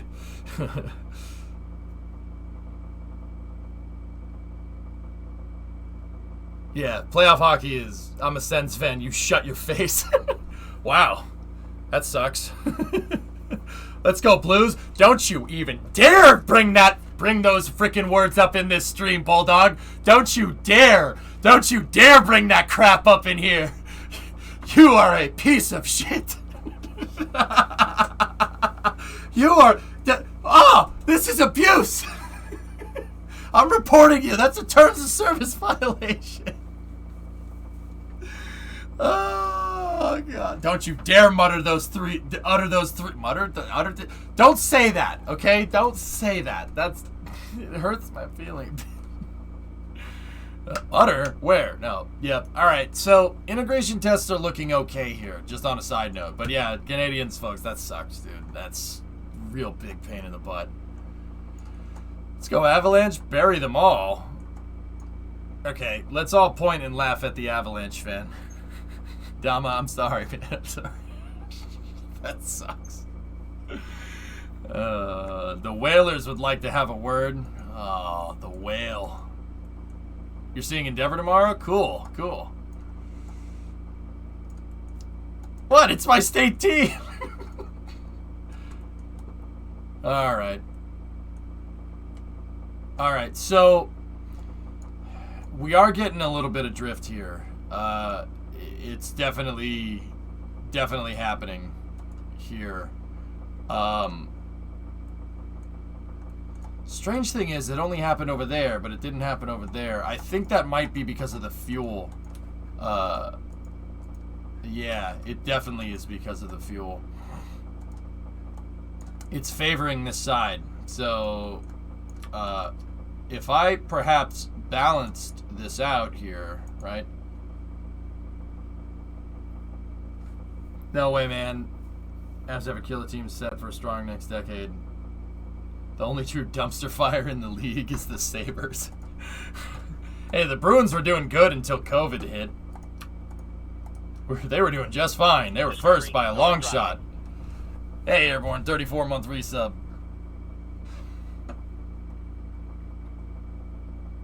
The state of sucking. Well, good day. How you doing, buddy? I just saw someone tweet Tampa Bay, and now I instantly regret wanting them to win. Hey, Tampa's hot right now, bro. Tampa's hot, dude. Florida's the place to be. Keep telling people Florida's the place to be. Nobody listens to me. More like Champa Bay. Fail. Freaking wrecked. The Leafs were doing great till a knee found Tavares' head. Yeah, I remember that. It's hockey. That's hockey, dude. Yeah, hockey is brutal, dude. That's why I like it, King. You need to have some freaking stones to play hockey, or be willing to have your teeth knocked out. Yeah, that one. All right, well, guys, I'm gonna leave this thing just the way it is, and we'll work on the gantry crane tomorrow.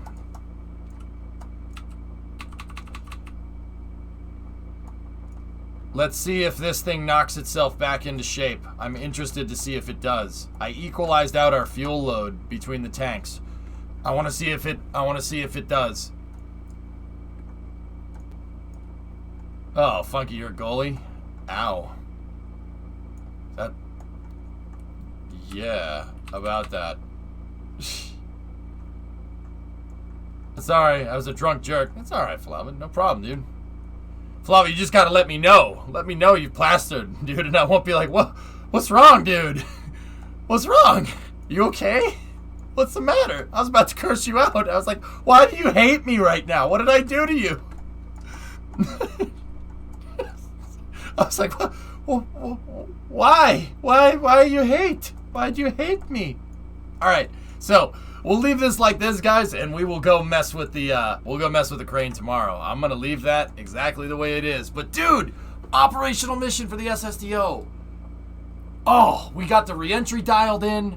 I got the landing dialed in. The only thing I gotta get figured out is that transonic regime transition. That's like basically when we come out of reentry and we start to get into the heavier parts of the atmosphere, it doesn't like flying up there very well. We got to figure out why, but we'll do it. How's your baseball team doing? Last time you checked, the Red Sox are in first place in the AL East. They won again yesterday, G-Man. And yes, I check almost daily.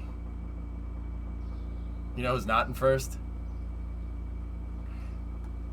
The Yankees.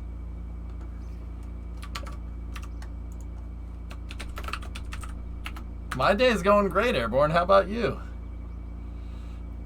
Yep. You watch your mouth. Facts don't care about your feelings, I guess. I mean, you could be Baltimore. 28-58. Yankees are, hey, are above 500. That's better than nothing.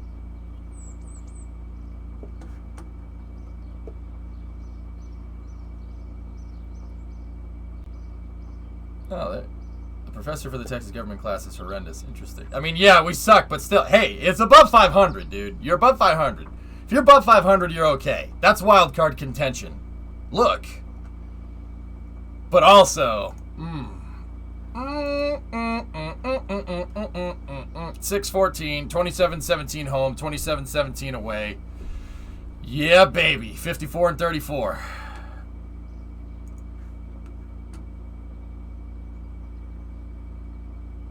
I read it, Airborne. Yep.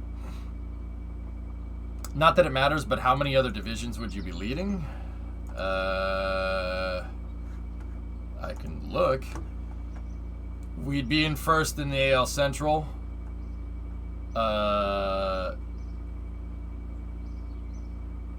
First in AL West. The Astros do have a better overall percentage.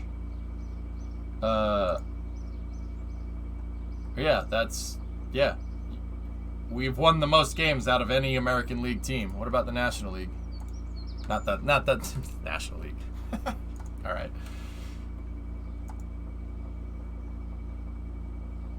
The Giants ain't doing bad right now. Oh, that's close right there. Look at that.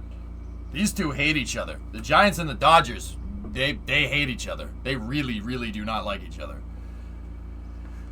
You saw this, right? Oh, yeah, the Lightning. Yeah, we saw that during Space News. How can you not hit a ball with Judge on the team? Judge and Sanchez? What are you guys doing down there? Like, what? How does that even happen? You're the Yankees. Do better. Oh, would you look at that? Twins in last place. Can concur. Yep. I don't know. Can concur as a Giants fan. Yeah. KO. Oh yeah, no. I figured one out when we were at TwitchCon in San Jose in, what was it, 2018? Yeah, I was talking to all the Giants fans up there because the Dodgers were in the World Series, and they're like, I hate them. And I'm like, I kind of do too. Nah, actually, I don't mind the Dodgers. If anything, the Dodgers are probably my National League team. Yeah, I like the Dodgers. Hey, Mookie Betts, man. He's freaking amazing.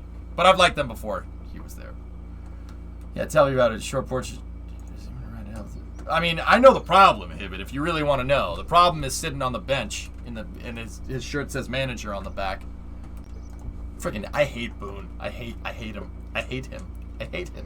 Permanently. I permanently hate him.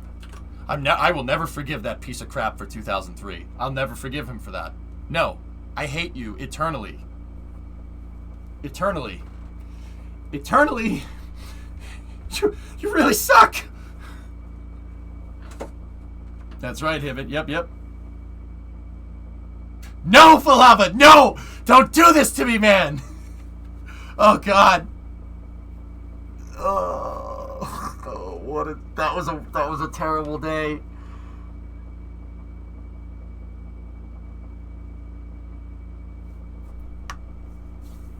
Both, Roblox. Both of those things. Oh. The problem is that Aaron Judge takes a sweet-ass time walking to first. Bro, you know how much force that guy needs to get that whole mass going? The guy's a freaking tank, dude. Can we get Derek Jeter out of the Marlins organization, please? Oh God, 2003. That was such a sucker punch, man. I felt that. We felt that the next day, dude. Everyone in school the next day after that game was just like, I hate everything. Everyone in school had a 1,000-yard stare. I remember that.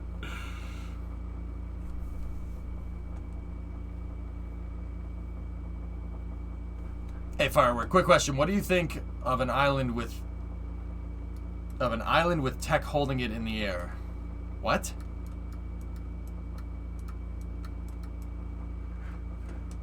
Tampa Bay roasted the Canadiens.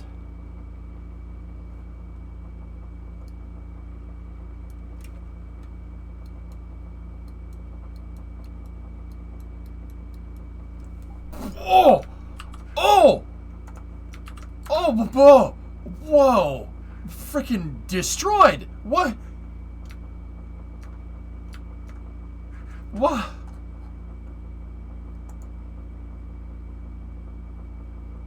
Oh, you're talking about Minecraft.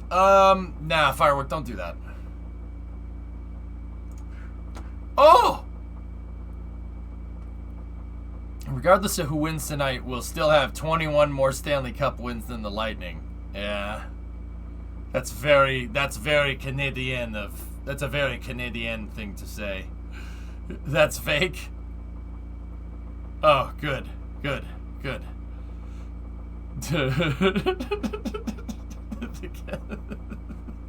Yeah, that's how you know it's fake. Look at the Cowboys. Oh, that's dude. Oh. The Cowboys. This mother effer spinning. I can laugh. I'm not a Cowboys fan, but Cowboys fans are going. Why? Stop, please. We're already dead.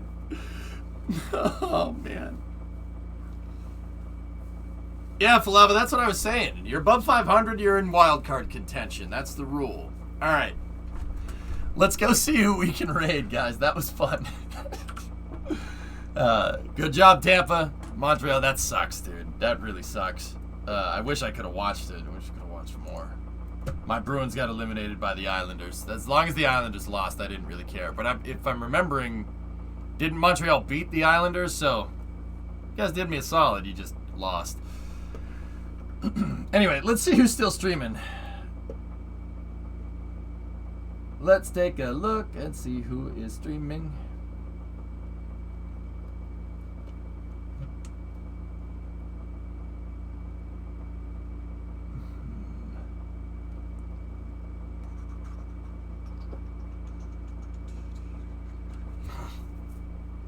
What do you guys want to watch? You guys want to watch this or Gladiators? No. I got Grab Sharks playing some Tarkov. Haas is playing some GTA RP. Debo's playing Stream Raiders.